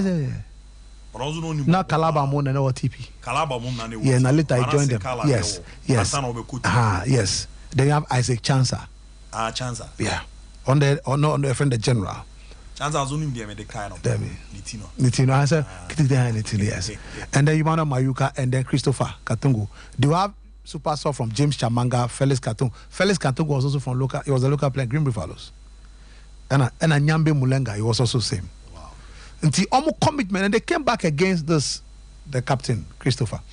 Bubaka Bari no Opono. An Ivorian side, Jean Grosu, right back. Siakaten, left back. Suleiman Bamba. Turi was the center back pair. The midfield that I'm yet to see it on African continent still. Yaya Turi, Didier General Zokora, Sheikh Tioti. Yes. Solid. But Isaac Chancer, Kalaba made sure that the two, they work very hard to make sure who starts that moment to me assist. And you have Jevinho, Kalu, Drogba. They defy them. 0-0-1 on penalties. Now this particular Karen team, Abrantier Nwatosta and Sabata, the goalkeeper or Sekokune United in South Africa. But time I've ground by Wama Francis Mwanza of Power Dynamos Neda. How's he a local boy? Local boy. Aaron Katebe, ball right back. Aaron Katebe, Power Dynamos. Now he's also using Brantier Feno, Tommy Chepeshi. Chepeshi, every Red Arrows. Only a local boy. Dominic Chanda, center back. Obo Emma Tima Evremo, Red Arrows. But our movie this is into Cabri Warriors. Oh, okay. Local player. So Usha Roderick Kabwe, I know free outside. And I start Pilar Sunzua was our friend back. Sunzu is back. So now he offered leader. On average, was given offered leadership, stability, and experience. What do you say? Now, we share on the base of the history of the team when they have 7 local base players. Now, Minnesota Shomni Africa, Kings Kangwa playing on the left side, Emmanuel Banda playing in the middle. Other is it Clastos Shama, Anna Larry Boya, Epeno. And now say you will see this young guy, Benson Sakala, being paired in midfielder. Ivory Coast midfield, they neutralize Frankesimo easily in that 3-0 driving. And then, of course, who are passing Dakar fashion Sakala. You are Lamek Banda, boy, no let you know. Yes. You also have Francisco Mwepu, Cadiz striker, no. So this is what they present, and so we share from Avram Grant Binding the performance they've exhibited so far. Even though AFCON they cannot win it, Abu Upa memo for 2,000, but for 20,000, Zambia cannot win AFCON, but they will do well. Because coach, no so coach, okay, so even 2050, we're not certain we're going to the finals. Yeah, but Odieko final. Why your experience playing on the African continent? And then being the final as a losing finalist to Reynard. And then he has a team, almost commitment level, any determination, and a quality, you know, and then also mixed with local players, almost commitment also. So, yes, because Group F, no, Morocco, Congo, Brazzaville, and Tanzania.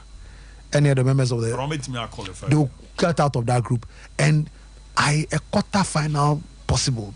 But winning the cup, I mean, when Kazama last Makato cup, no nipa six nations, Ghana is also not a part of it. So Zambia, there, I mean, it will be difficult, but so far, Modern Boavram Grand Bayer team, I think a quarter final bet for Zambia will not be bad. I was Mate, Medicine, Nemino, TDN, and the Yambochna, Namanovicia, Refa Bantino, GPS, Trebi Roma, Mamenko, Oba Nina, Baby Chichim, Oba Nina, Baby Chichim, Mamenko, Sima do a Damani Benin, Comona, Yen Carisi Ventures, and Nina, Pomo, even Aquaba. Major Sabu, na Bibia Bocode, Bocopa, now so another Chuenuko or Nimuka Miana Benek, Bene, microphone Cacramana, Menton Casimadu, in Como Carisi Ventures, and then Yamapa, more de mai. Abu Medasi, Akunya, with the Amami. Na Mede and Chasufria Soye, Emma Ashafo, any Tifonina, Nane Nupa, wood Jasua, Eboa Dasa, Eboa Fufro, your friend Zahara Mr. Zahara G. Capsus, Zahara Man Capsus, any Hindi Haba Mr. A home come on a debesumo and pay. Na ya the year dry your friend Zahara Mr. Any Zahara G. Capsus and a decaying.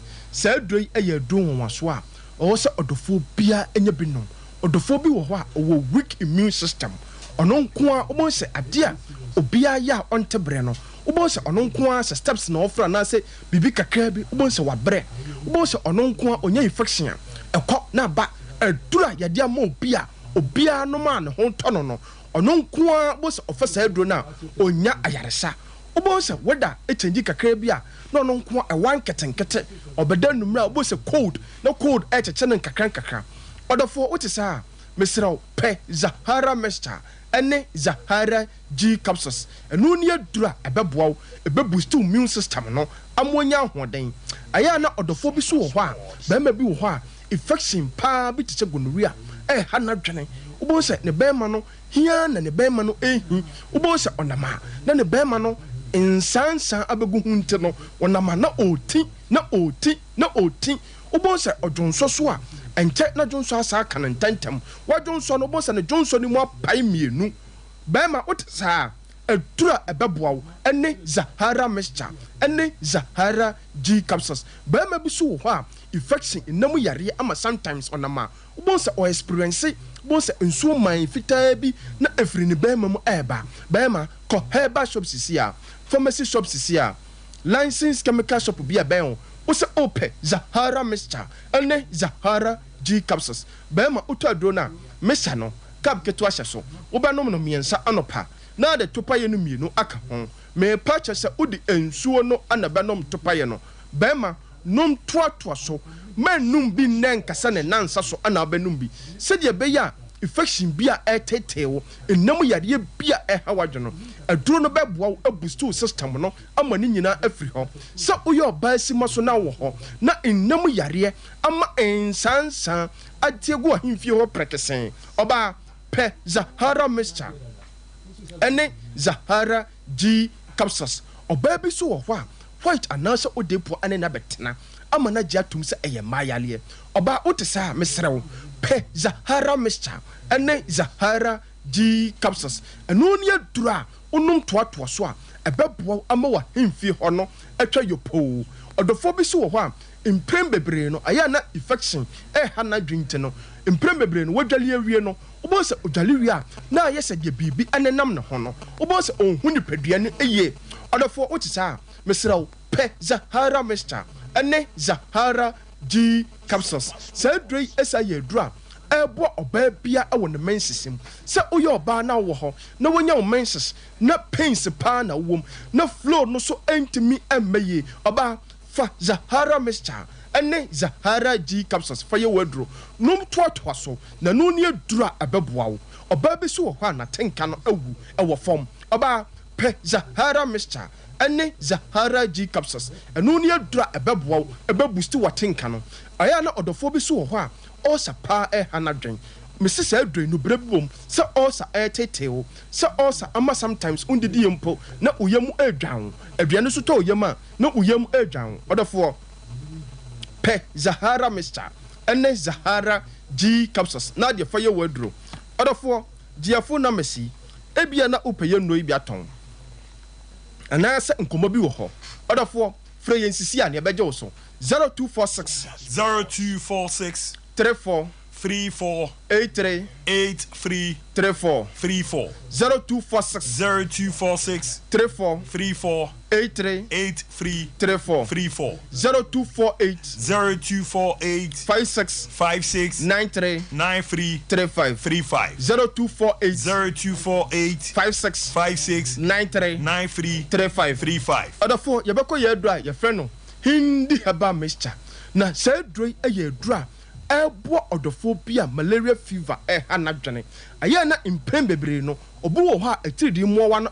tete no hanadwe to the extent say o sori ano pampo akona dwuma so akoya dwuma no na aposo nyina ehwe no na nipadua no ne hu nyina aye hyehye na esa gya no tipaye odi aduane mpo eto nanum pa odi aduane na enko odafo o kyesa mesraw pe Hindi Herbal Mixture enu ni adura ukọ herbal shop pharmacy shop license chemical shop bia utodro na cap keto ahye so obenom no miensa anopa miensa awia miensa anumre odofo nom toatoa so na sa drei esa ye dro a ebo odofo bia typhoid fever hanadwene sa typhoid mo wan eni wudi asi aya na obi wo ha otimi numa duro but enche obo say the next 6 months obo say the next ebia 7 months 8 months time no na o say experience de na eye no obo say edura numra oda na nipadua na yehyehyehye na ne body temperature no kwa na ekosoro odafo utisa meseraw fa Hindi Herbal Mixture na de fa ye wadro num toatoa so na beboa ama typhoid bia na ekọ na aba no edro no beboa ama typhoid ni nyina afiri ho sa drei esa ye dro a sa owo high blood pressure diabetes obi wo ha diabetes ntin oda jonso no ojonso diabetes ama me say ne so tia na etie diabetes ama ekuro beto no humpa ntimi nko odafo fa Hindi Herbal Mixture faka eno bia onum bia no na de fa manage o diabetes no na eya na odofo bi so ho a imprem bebre no adwuma oye no oye adwuma wo eja ho anase oye adwuma den ogina intenten eche odofo utisa pe Hindi Herbal Mixture na de fa ye wadro ko herbal shop sisia pharmacy shop sisia license chemical shop bia ebenwo na pe Hindi Herbal Mixture odofo utodro na cap keto ahye so obenom no miensa anopa miensa awia miensa anumre odofo num toatoa so menum bi nen kase ne nansa so anase onom anopa anumre onom dabi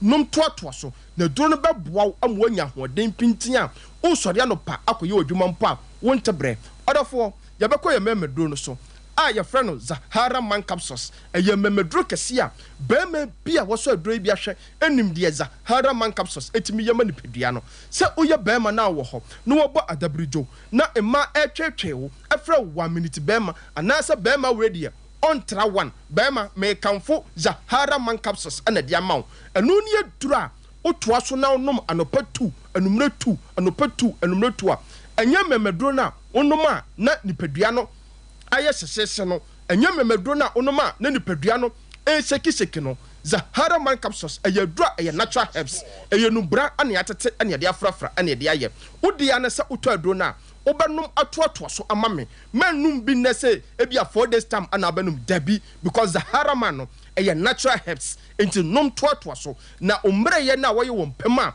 ya to din sɛ bɛrima wei ɔntra one no Zahara man aba sɛ ɛbɛboa wo bɛrima bi so wɔ hɔ a sisi yale agye nabɔ so sisi yale ɛtete no ɛntimi ɛma ne ndile ɛmbɔ adwuma wɔn pɛm bɛrima pɛ Zahara man capsules bɛrima bi so wɔ hɔ a o low sperm count bɛrima pɛ Zahara man capsules ɛno ne yɛdura ɛbɛboa wo ɔdafoɔ sagiafo na masibiem ebia na upe yendo bia ton anase odafo nkoma bi wo ho fra yen sisi a ne beje wo so 0246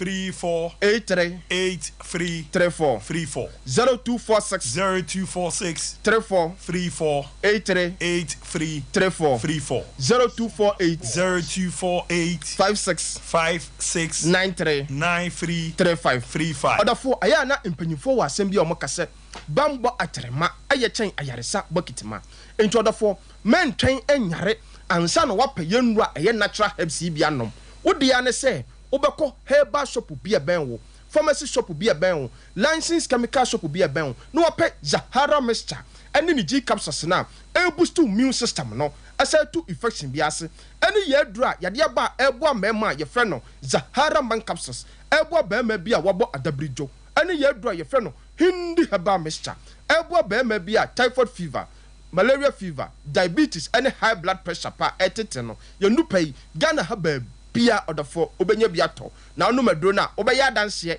waka se characteristic eduro no eye medase about it ya no ye come kokodi ne kaisi veche so maso ye meba ya mebana mababa be me drone ntie ben out in kanu nupa de kaisi ventures na bom modern dia ba hindi eba mixture and afiza heba mixture no na afiza capsules no and afiza man capsules no ye be ma why mra ni nyina nya bi bo a ebo ma ne ma dead ye da man star 256 star free hash star 256 star free hash oba waba be ramu Sompa Kumase muntwa me 10 15 meba na me first John maba be na free winner na ram refaba ye cover per GPS tra Ricardo be ba be din koma akransa na Michael e de ram na decisions bi a won is a weekend na eche wadwen kakra no refabo atimi achichu mu na so ntia se bi o ma onsa atimi akante ye den ye ba ya pe ya kidi eto aso de amamo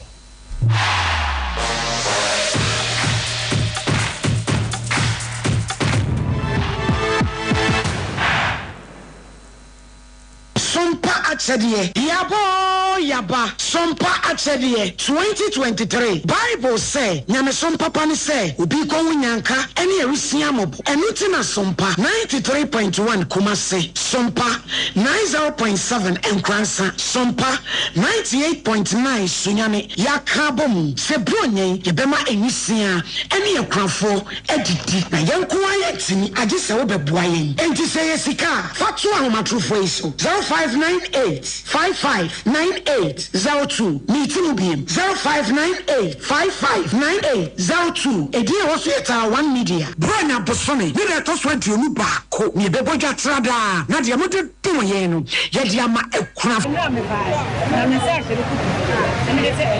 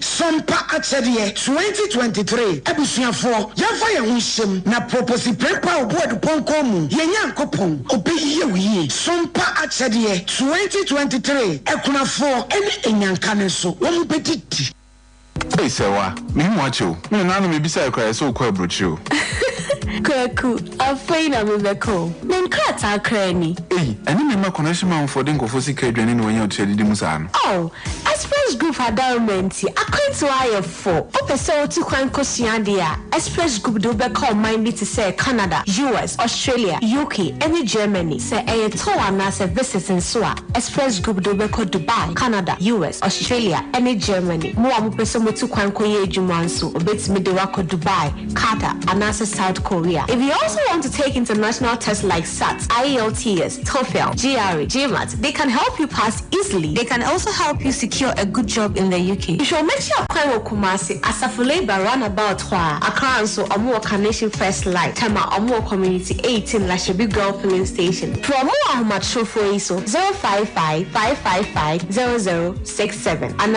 0249-000448. The ones that now from toothbrush, no. Toothbrush, no. Ashford. Nah, Ashford, dear. That's so evident, no way. Who that the evidence, babe? I don't need Ashford toothbrush. Oh, sweetheart. Ashford toothbrushes, no. You want different types. Chef, I've been a day I'm working. Hey, Ashford Princess. And I'll drag could you so hey, Ashford Galaxy. Would you know Iran so hey, Ashford Evident. Would you so hey, Ashford Executive. And now Mammy dear so hey, Ashford Friendly. Without Ashford toothbrush, my dear, Ashford toothbrushes are who do dear. Hey, papa, hey, moto. Me to me, bro, do me here, Danny Bia, Aquasishaho. Ashford Prince, Ashford Princess, Ashford Friendly, Ashford Evident, Ashford Executive, near Ashford Galaxy toothbrushes. Hey, Fibo Ventures now call Faber Dasso. It's 0241 545 646 and 0200 600 934. Ashford toothbrushes. They were so winning.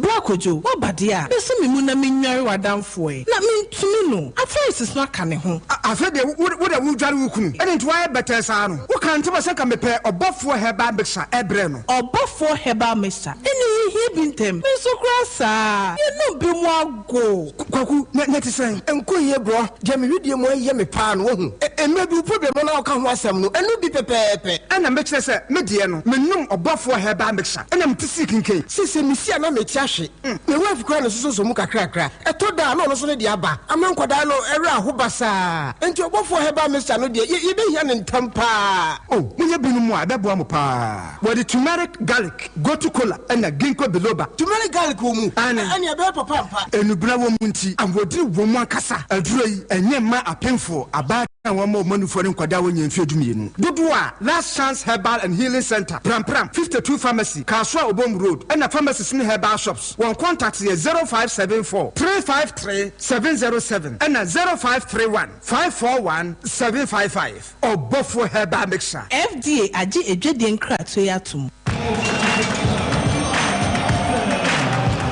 We are back, bringing you the latest lineup from Betway.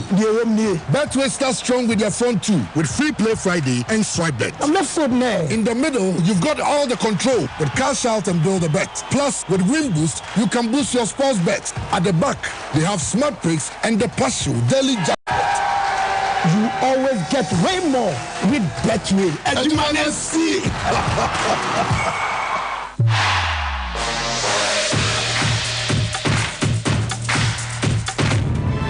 All right, here Momo Dina Yetimia to us on Niamanda ye kama performance Sompa Sika promotion and Chemebana Mababe me first draw on T-Star 256 star free hash star 256 star free hash Shoko Momo Nuswa Wapo Modina wa trade ya Gumana Bois now so Dina Niamanda ye pa etimi ede amount na bibia and so etimi akuyas that be call etimi emfa Emma True World product area ba ababe run on True World vision capsules ne boa Emma wa how kakra wani hu no ebre na sa how no fio no agyan na so na nema koyi pa ere amahra de ahun hyeda hu ye owa na ese ba kumienu bi ewrero memmo amane man dadin so no entimi afama na atasi wani so a eni na kokoji True World vision capsules no mo a ene di prostar leaf ababa bebaze mema no yem prostate ni enyin na ekese 102 na mo a dabi ye de ade bi kwa koto be mam tu Johnson tentem o Johnson emu ache afa owa na otise Johnson do barokwa on hyeda nyani ya no abomodo ajibi male fortis no ye de abedi ama mema no low libido a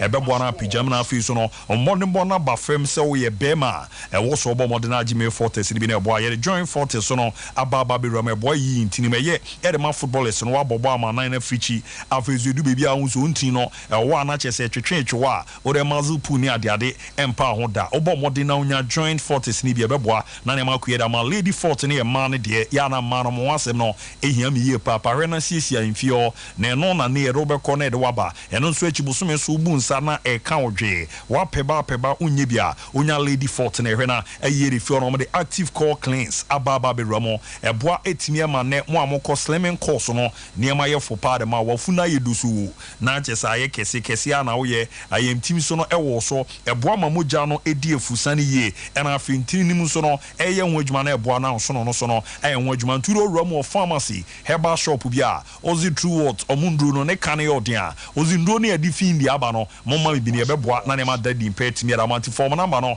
0202 0206 595707 0206 595707 0558 724302 0558 724302 ni amboa na ne man koye kama so no emfa mamunti mama momre mombetwa na mundi star 256 star 3 hash star 256 star 3 hash enche me be draw no ntimu ntwa mfa ngum na me draw na so 500 Ghana no pino on set mi aka ene Vodafone se men kan chose made for me no ye ababa be ramo de order so no pa na wo be se 1 Ghana cedi ye de kosra obeda star 530 hash star 530 hash obon se options ne beba your 1 Ghana cedi dia 24 hours no ye timia ma o data bibra obebo modena so wa yusu na aboa na ne makoye pe timia da mebu a ye the core credit card hon timi patro and star 530 hash and I come on Vodafone app now run Vodafone further together na boa na hihye no adeda ye pa so no etimi era ma kama pa sompa achare no ye gusoje me the number bi baba betudwa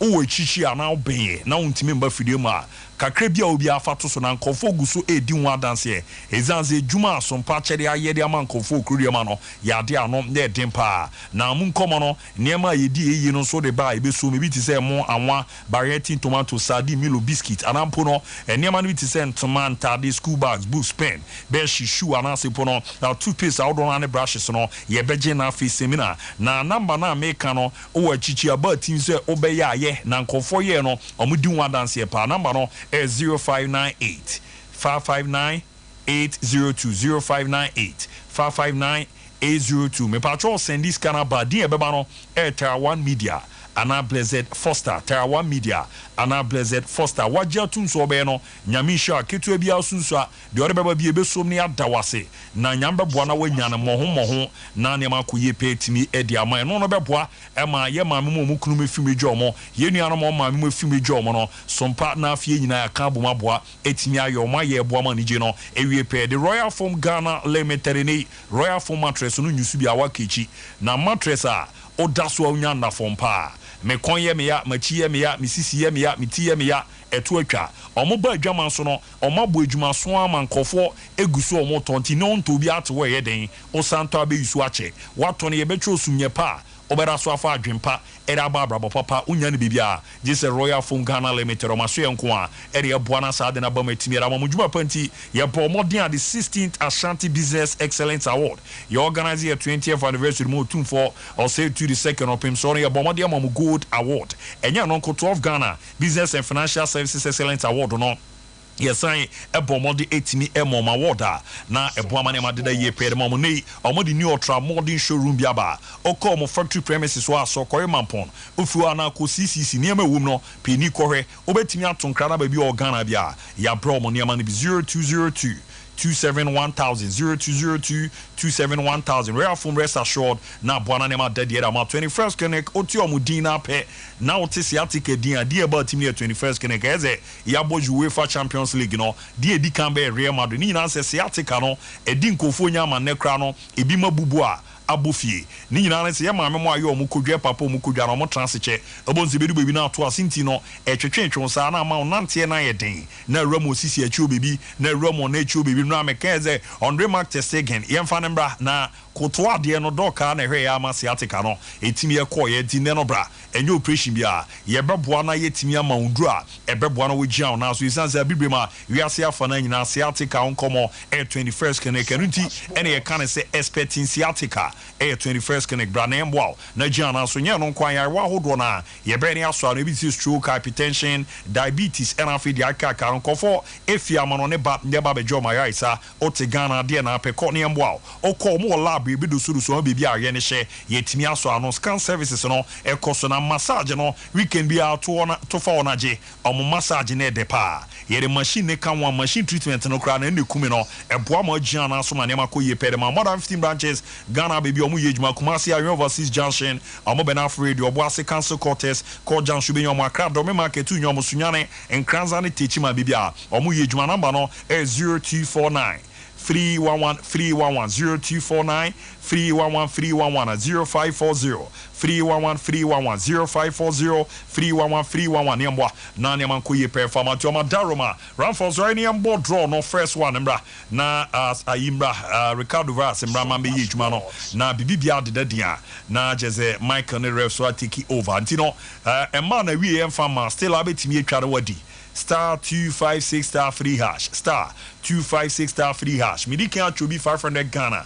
anope ya after no me ba be page mu a na masan chobi 500 Ghana enti fa code no na twagum star 256 star 3 hash ba ko 5 Ghana si na twa no dodo abedi Ramfords boso na mere ni pa arene we no ne yenkwe nim ti e be the first winner no lucky number no 0591 419 0591 419 no na me lucky winner wapo mode etimi arene di kan no kra eboa manema koye pa etimi ere mano ntino star 256 star 3 hash star 256 star 3 hash oba na wabo mode atwagum sa na aboa amanema koye pa etimi ere mano ye Sompa sika promotion ontimi hwe kwa enkokwa Xmas we no e was ye ma so enjoy kakra na nema edadi mpa so etimi ere ma kama pa na bibibia so no etimi ekoye so no etimi ere manti star 256 star 3 hash mame mo pingeze na kwaba na mene no ento aso Ricardo Vaz na bibia aboko de wabu amia da Roma bibia ye fine now so oh me so me ho ye pa am say the 13 ni room ni ade aro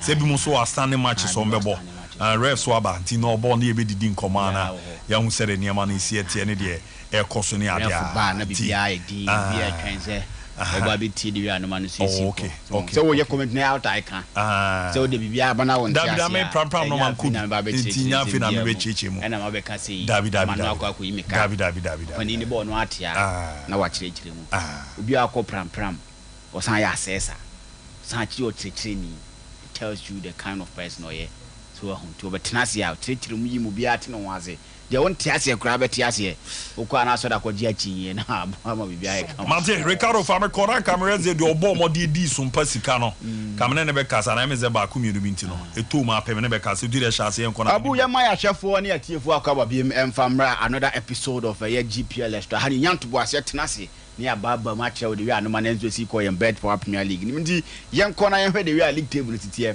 after say your ball match with 13 wi no the way our teams then so etimi ahyehyehye omo da league table no so omo enso edijuma na o here Aduana Football Club enso ene that first one 24 points about 13 games we body the na awie na Uroma nso Ateman enso to so second on so 24 points we about 13 games Samatex to so third on so 23 we about 13 games Nations FC abeto so fourth on so 20 points on so about 13 games Bechem United it also FIFA on also 20 points about 13 games. Brekum Chelsea after so lose to Kumasi as I know still on enter top 10 anymore. On also Caesar or 20 points as Sante Kotoko and our 19 points in the total 7th. And our fee 16 points. Ekura has a full and so at the total 8. Sounds na Mediama and our standing games Minua or no answer bit me about or what CAF Champions League in T weekend so we go give na no man team kwenti we kra na weekend we say our standing game bi na se be 3 and so it me room e dia mom nti 16 points on so after so move 2 outstanding games Olympics and it also 10 for no so outstanding game back wa over 16 points and after 11th no able for quarter no so outstanding game back it was 16 points. Accra Lions it also 12 on so about 13 games it was 16 points. Ubenya Legon Cities are on and so Edi Hua 13th and also that over 15 points. Dreams FC and it was 2 outstanding games on also 14 points are or also 14th 15th you know a Real Tamale United are on and so over 14 points. No room ewo omo entu say relegation omo nkwa ye statistics Africa sa godie sa wan hwe na fa won so adwin de wakọ baby any Gold Stars it was 16 to no ewo 12 points are about 13 games Benya Karela United on 17th on 12 points are on about 13 games Benya Heart of Lions on it also 18 to no 12 games are on enso outstanding game back 8 points no enso atimenye no ene sere no man enso si ko yem bet Power Premier League after match 13 no eno ene sere no man enso si tie na ye bo 13 matches no say ena mranti o mo pusu ntina mranti o mo bogos no o mo ho so ansem say na si tie abranti Isaac Mintesina kan ene Adriana Football Club no abo 9 goals ena man team Augustine Okra ono enso asamba biem for Betway United 8 goals no so wo afri ye usu ono enso for Real Tamale United washe 6 goals na fe Abdul Manaf Oman so 6 goals no washe Fonso Atema na fe Emmanuel Jamfi enso atimashe 5 goals ono so tini juma ere ma team efen Adriana Football Club the Adriana Football Club 2 players ono enso wo go king race ni mo a nyoma ekoye pa enso timi de mo na we general statistics after match 13 channel so saka 4 outstanding games into we no ade games 4 yenyamo ye bo a we enso betimi asesa as of match 13 this happen here matches no so far 113 home wins no 59 away wins 20 drawn games no 34 and no any said no man enso si ko now about goals etimi ahye na 214 goals and yahye enso 113 games in him sounds na home goals etimi aba mekire teams tifie no mo hye goals no 135 goals and etimi aba na teams e ko away no matimi ahye goal no 79 now fei first half goals no so nchechimu no say ne sitie 98 goals aba in the first half now fei 116 goals aba in the second half ne dear teams in a holding power mobile one soja no enso di so so eno ne the way anoma no enso si ko 2 on goals and ultimate to that bet Power Premier League name 23 penalties and now to that this season emu 19 the players no etimi abo e dey to na fi emu 9 there goalkeepers ne chen na say players no enso etimi bo e dey to abonten tie no ene sreman enso si tie e ba say yen show yellow card okoye bibi na several finjidi eze we eni football mu a ye be ma yellow card si here na 406 yellow card and etimi to that this season 406 yellow card in 113 games and have 20 red cards and the way anoma no enso si ko na red card no ho nsensem no say ni mu chechi mu no enso si tie we no table a kire teams ahodo a omo enso atimi ari red card yi pa sedem di kan 20 red cards and atimi aba na mu 19 for players na fe mu baako for coach a ono enso atimi ari red card na say ni mu chechi mu si tie red card say ma straight red card wakodi boni bi wakoye bi emfa football mra ho no ye the red card na chewo no 6 times na fe waye bibi na ref na ball kokko with yellow card no asan ko bi no asan ma bi na say wadi red card no and also 14 times to kabuma na say 20 times and etimi ba na teams are enso etimi di red card kese no Legon City omo ene di kan omo 3 red card inso atamanto so mienu 3 red cards third ne Betway United 2 omo enso etwa every one medium aba with 2 red cards Great Olympic Diho with 2 red cards Gold Stars also with 1 red card Dreams FC Brekum Chelsea Asante Kotoko Nations FC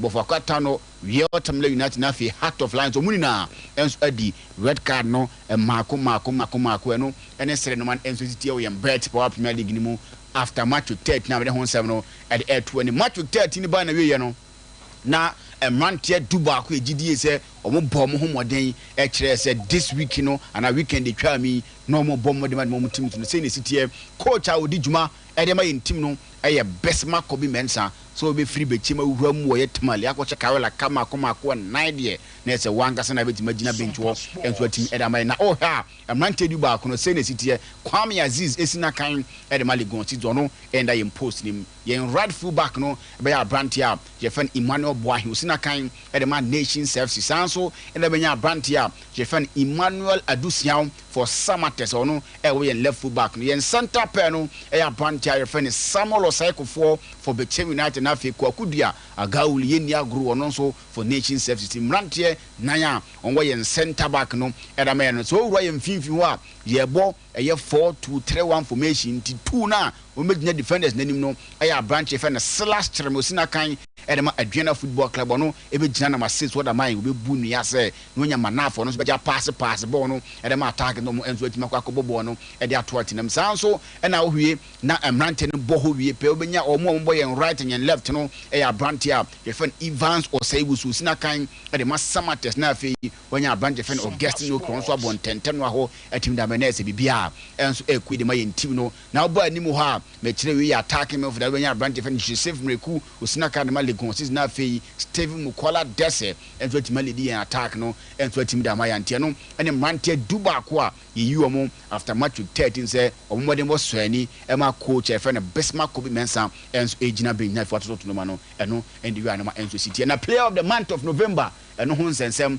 enso etimi aba na ahwe amrante no say ne city Isaac Minta oledi goal king race no ono ebo 4 games ono enya 308 minutes enso enya 4 goals na fe 2 man of the match awards Amante Hamza Isa for Accra Hearts of Oak about 6 games onya 540 minutes onya 4 goals one winning man of the match Samson Abenyo Augustino Club about 5 games 450 minutes and onya goals no 3 na man of the match awards no and 3 Samson Abenyo Abante Fen Razak Simpson for team Nations FC also about 3 games in the month of November sa entro nya 270 minutes and afi wo share go back nya Nasco man of the match enso mienu na uram na hwe coaches a ye yuomo ye to mo so aba for November na ure fe ne Christopher Enning ono ena edikanya wono enso agine zagu ne bo a obo 5 games nya 4 wins o draw back one lose bi ena o share 6 goals concede back Nuruddin Amadou for Samates and about 5 matches we need 3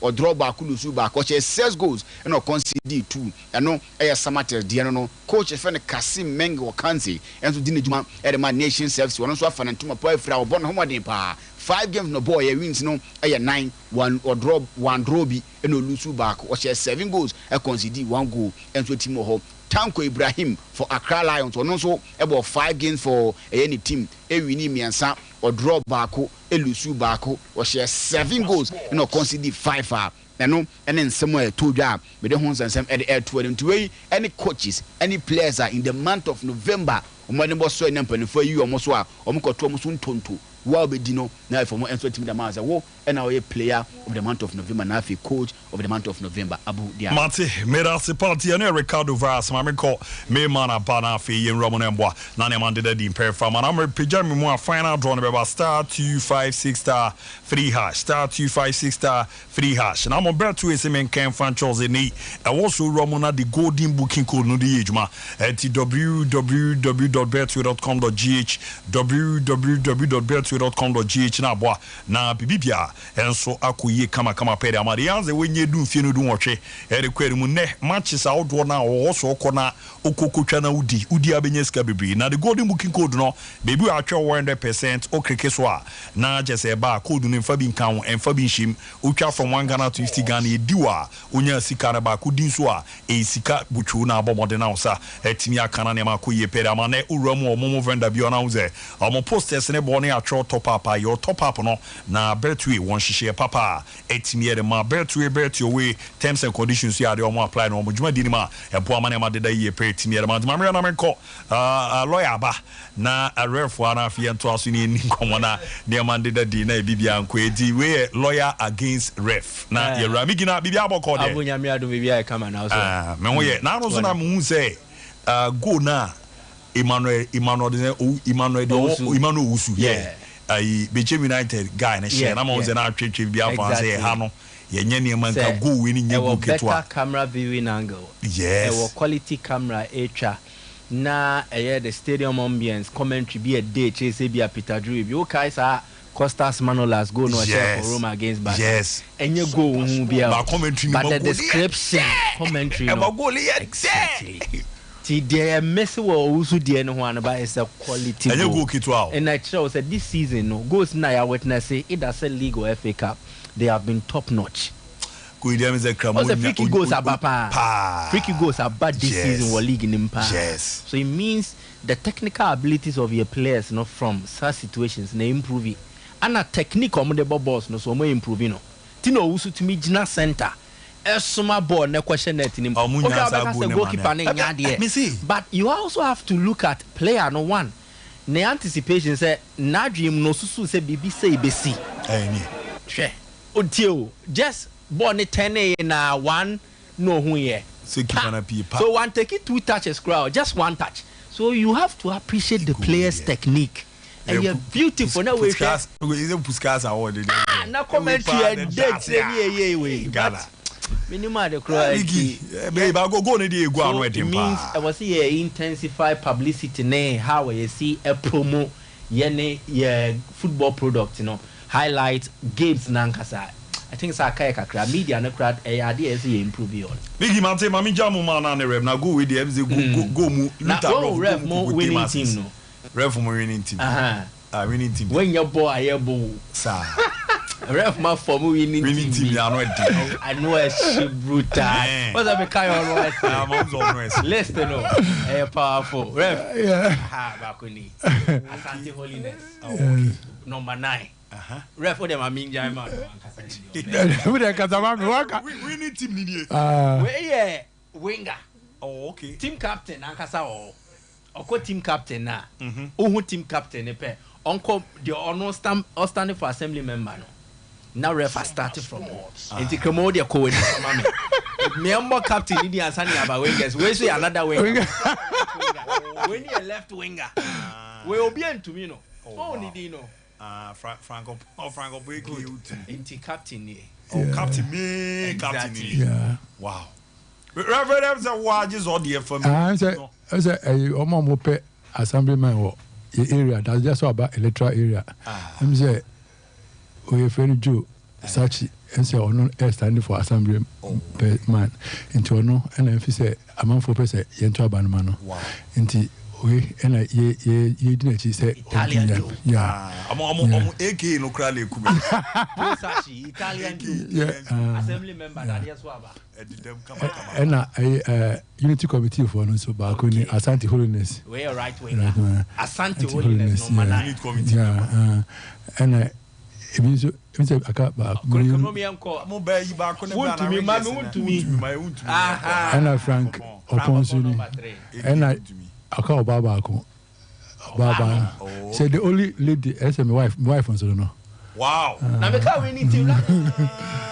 Okay. And also call as unit member, as unit committee member. How that is over. In the numbers, no, I 3, 9, 11. 3, 9, 11. Yes. And the numbers, you 3, 9, 11. Now, Ode, a year Joe Sachi, as for the account Italian Joe. Yeah, and we captain now. Wingers name midfielder no now the account. And that's why I'm going to with the common part. Winning team. Yeah, winning team now because I'm on for near Queen. Simple cry. We Luta like we kukuti. Exactly. And assembly member number 1 no and I'll be choosy. Me patroti ni assembly member no number 1. Who choose one we are. Unit committee members no we number 3. Number 9 and number 11. Wow. Unit committee members no. Number 3, number 9, number 11. Na assembly member no number 1. That just what about electoral area. Yeah, mom kukuti masses movement no. Mami jabu for my na papa. Amu yakoye nim na ref akwaba. Yeah. Before see a baby rem na share a local their course your CAF Champions League, CAF Confederation Cup and Ghana Premier League. But for Europe so there was an interesting development by Man City versus Tottenham Hotspur. Say referee ma advantage. She was so upon the way so the aba. And Tiashe said that nyejuma because those one say referee ne wrong. Meaning from the technical point of view ne mo nchire mu no. Ya be person. But ansana ebe start we say ya start here ebeko so me wo yi kakra be say ye mo so answer. Dicey but or say can one say. Now we hear security at our various stadium. I was say for a year more. Okay. Because I was at Tamale. Kalela ne Bofu. Okay, Bechem. Kalela ne Bofu. Okay. The Arsenal referee too was assaulted. Emma Oko off. But we were lucky we had a doctor, Dr. Samwa. Okay. And then me baby I boss Dr. Nidina Kalela for team doctor. Team doctor also physio and the Red Cross are back duty on that day. And another echo Emma Arefi and Kalela for executive members, you know, because I didn't see, you know, more attack referees, police for were nowhere to be found. Wow. So, idea, and then we've been to some centers. You see, Go Stars, as soon as issues were 2 matches, the referees were attacked. That is a become one. Yes, and yes, I went after that. I made me go home. And then we also have to work towards the NCA Ember. We should go Chelsea match ne isi hasina. Me dear I'm crying, me I'm crying. I always say yes, I'm crying. Where were the security? There we say fire. You know about crab or the referee cry. Yes. So security no way. MC and a security general. Basta now why police for it say you.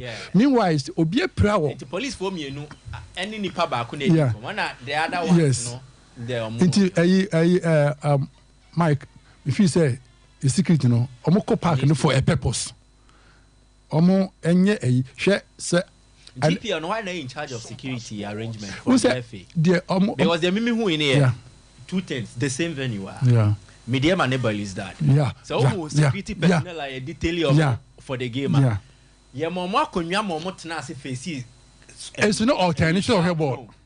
Yes, so mo crowd no. It's alternative of her ball. Alternative of her ball. Se cap security na ye detailing no ban ohu a. No actual imagine say omo hwe crowd no, mama omo hwe picture. And the Ebasa it goes against the team. Yeah. Calf a match and Ebasa it goes against the team.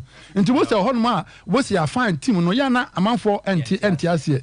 And then after the match, you know, so we say away team no Rashiko referee so at that time they say even on not security no here say it's a very dicey situation. And then I always say I was yenka because security no mobile purposely for the referees for the home team, for the away team, spectators and the referees. We said that man ye match no na ye security na ba no na ye referees guide. Into be obenya police for be 6. They will be stationed at dressing room. Mupia no mo dem call. Moko park and so on by half time they meet you, they send you into almost for a purpose, and then the other security with a chopper and I'm there myself security phone. Yes, some park now.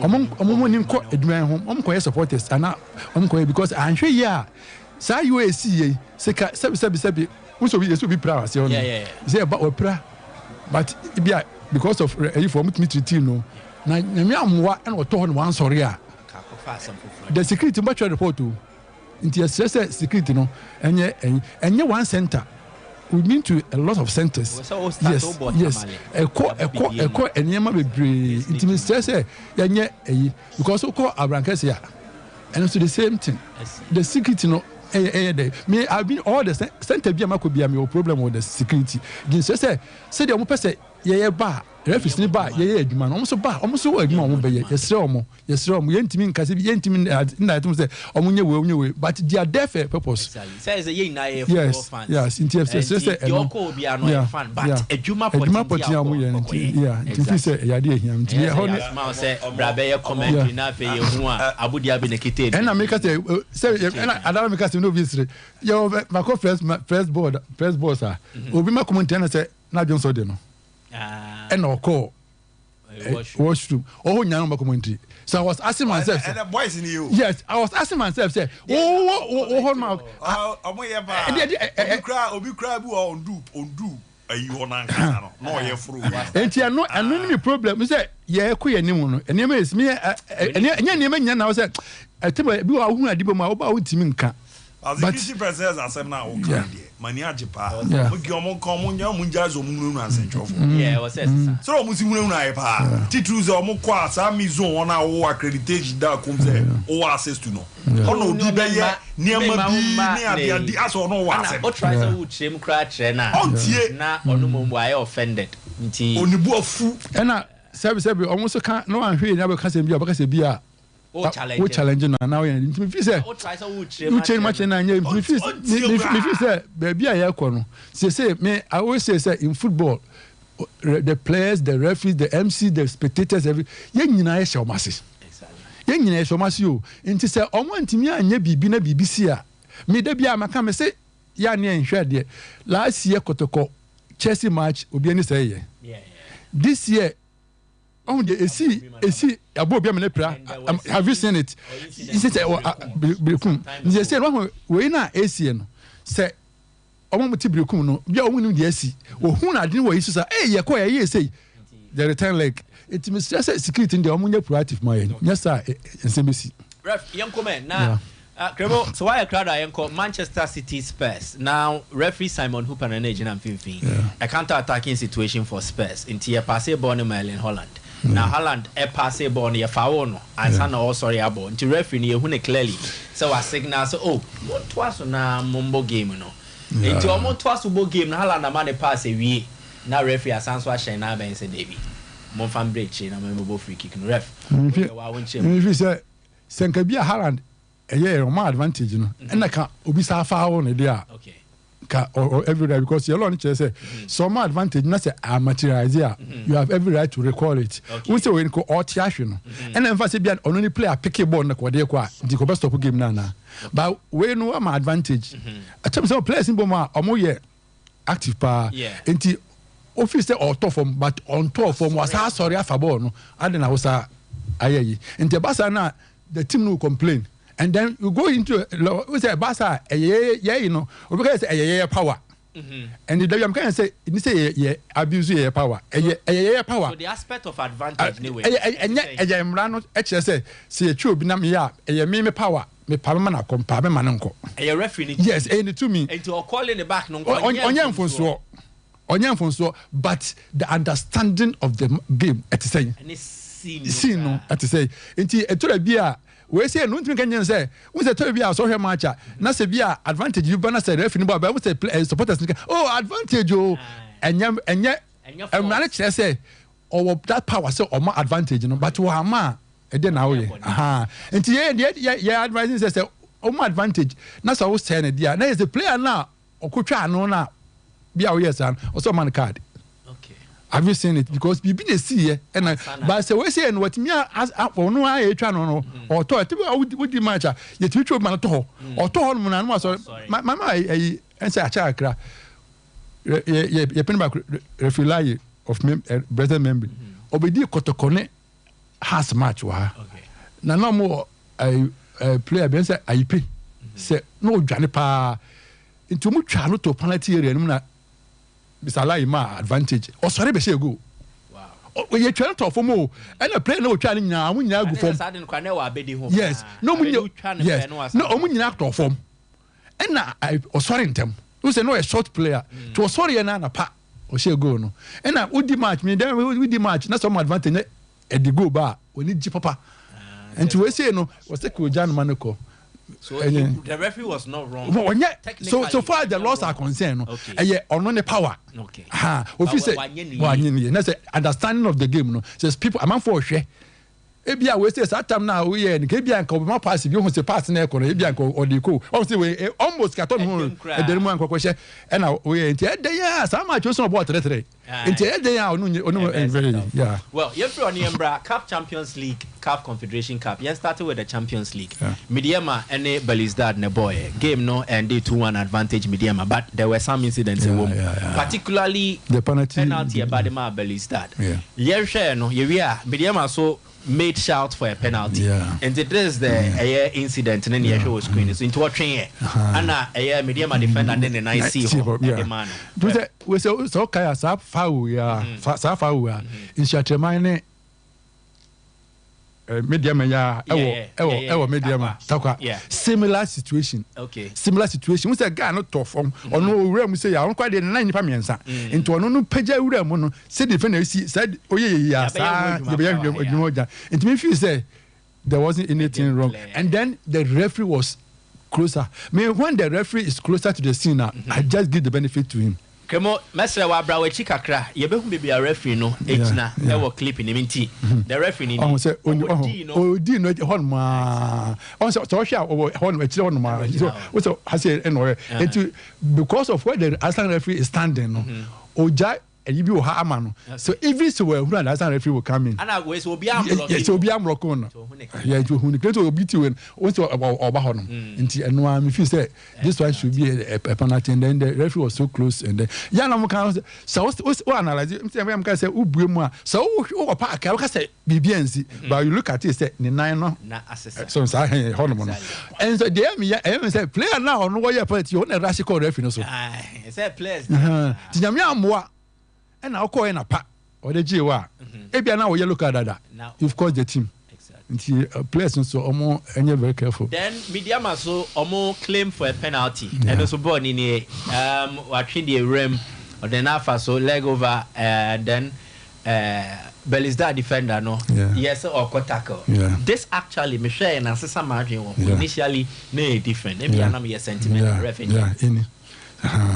So we analyze pa play ota we you should not dream pa and then like I was saying side referee we are with the match we Papa one of the top referees in Gambia the bia on the match on the fourth okay or a young referee obviously no a young referee though we are not bad in them but where he has gotten to know was not any man to social running always with a sport here who baby and I born no debut we no from be better in the first time nim so twa no but Belizda defender na fan na yan crack or withdraw from the or pull out it we say no player we say no na adwen say obebeat referee no and then the referee saw it me kakra na me hwe we no dey na me can say kana we say ka referee no ma media man yellow card because we simulate and the law says we simulation 100% no contact. Now you look at this, there was nowhere contact by it.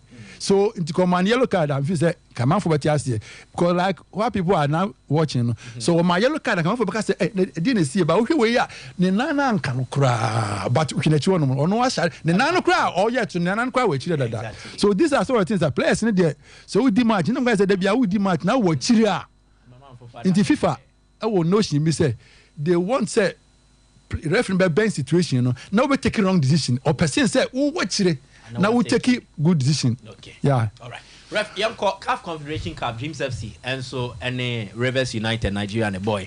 Dreams shared 2 goals. Yeah. The Salah, the first one. Okay. Go no it was the Salah for offside. Okay. Now, Cremo, so why a crowd? There's a Dreams FC. Now, and your Dreams penalty, make up goals in the moment. And there's a goal, the second goal, no. Yeah. Off into ref, so Dreams were possession of the ball and our lay pass out to ref. Maybe already easy pass. Say baby a easy pass here that player cannot be ruled offside.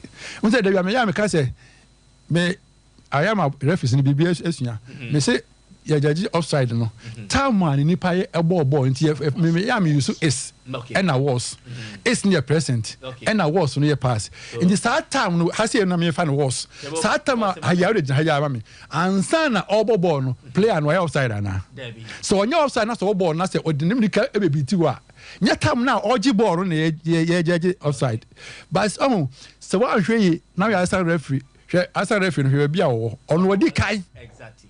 That's the problem. And then we have brought na who say omunyi enya we ni adentra say omu si twa obo park no sa lines na the park no so no eya omu fi say eda so kwa o enye decoration o omu e wo sa ayi no wo mu tirim ti who say we di match na say ono baby a ono AR2 onya ba wo AR1 na boss na e ho no no yes ana na ye che o boss na e ho no no fa latest na e wo so no na fa ye line but we asa referee mom kura di kan nti ono no e bia okọ no hu ya ne say we say na abefa ball no nti o fly but in actual fact so we hwe we ma at the time of the kick the player was no we untimi ka say bia ordinity we hwe na ya ne ti and 9 there's nothing wrong we know when anim see so I don't see the reason why the second one no and also almost goes Amiaje off we no looking more say a glaring so there's an opportunity dreams player no a dribble pass a way Rivers United go as OBT no and not pass a ball nearby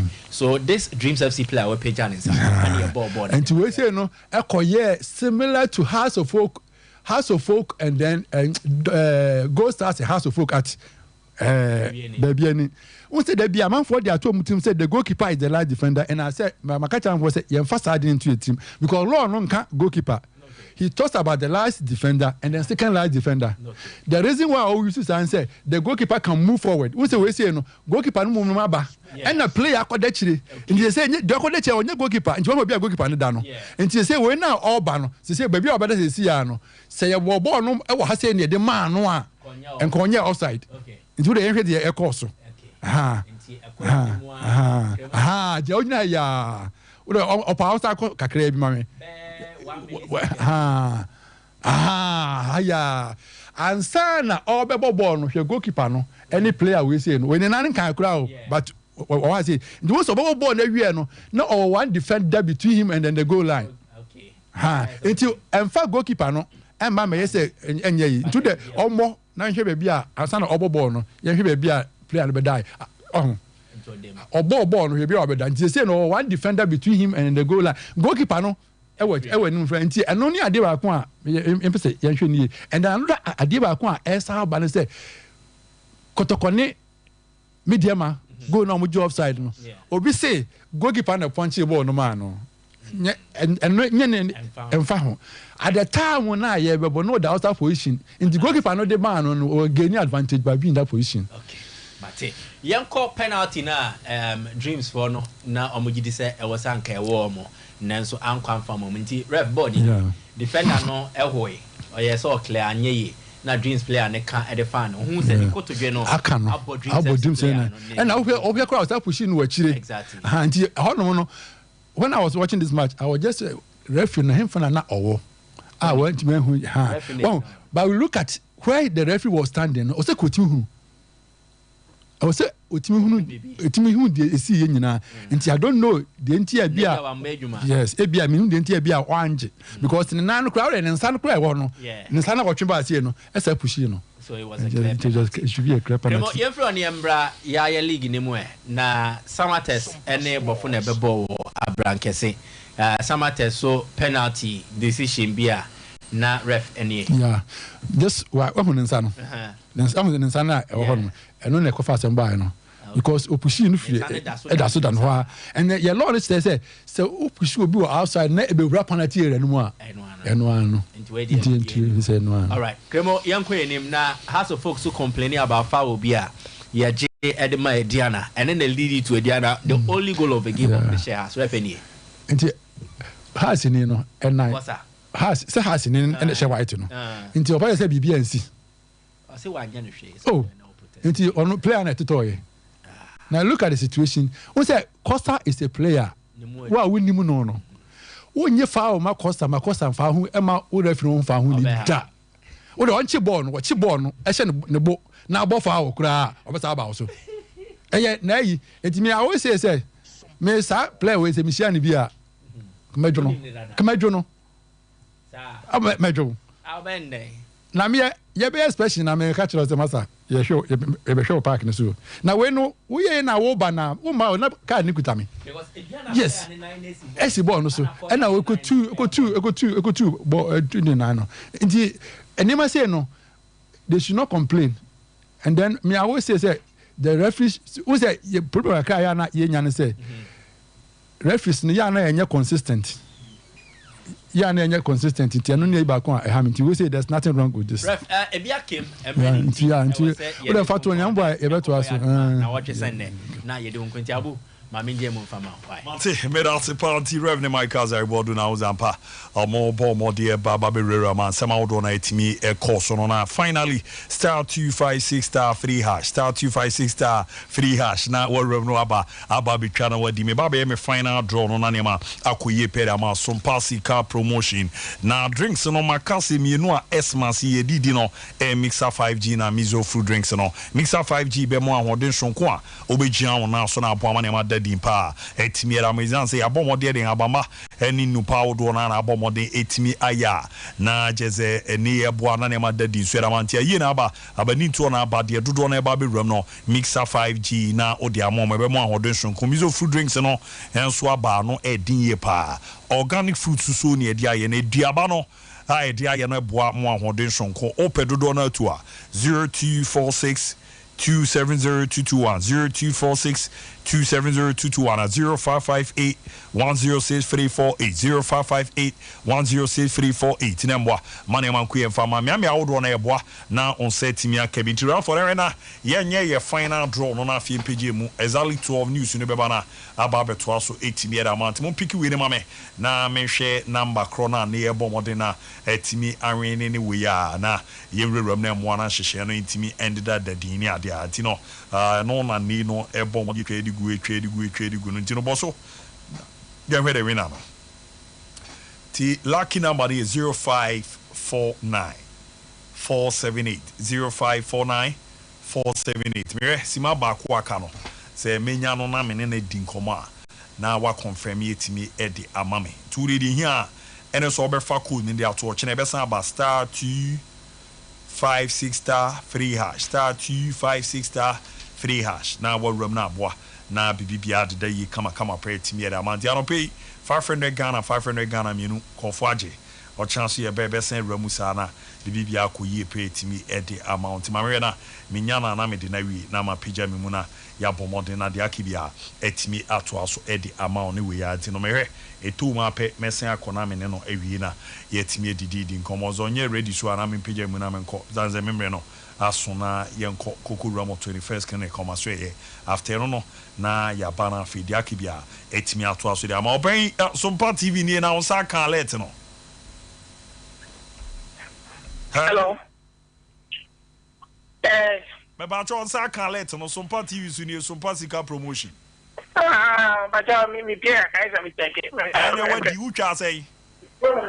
Ja 5 CD. Ene wadi wanya 500 Ghana. Why? Mate. That's it. You check for. Oh, a real fact. Mate, medalse pa die. Yefa esiara fi yenko. Exactly 12 minutes to beto. As say wa pomodin. And as say wa hodin. Yare bia when you free. Timen no madro abra wonnim yare no kofa bai. We a 21st clinic in Newcastle, ye desire. What 21st clinic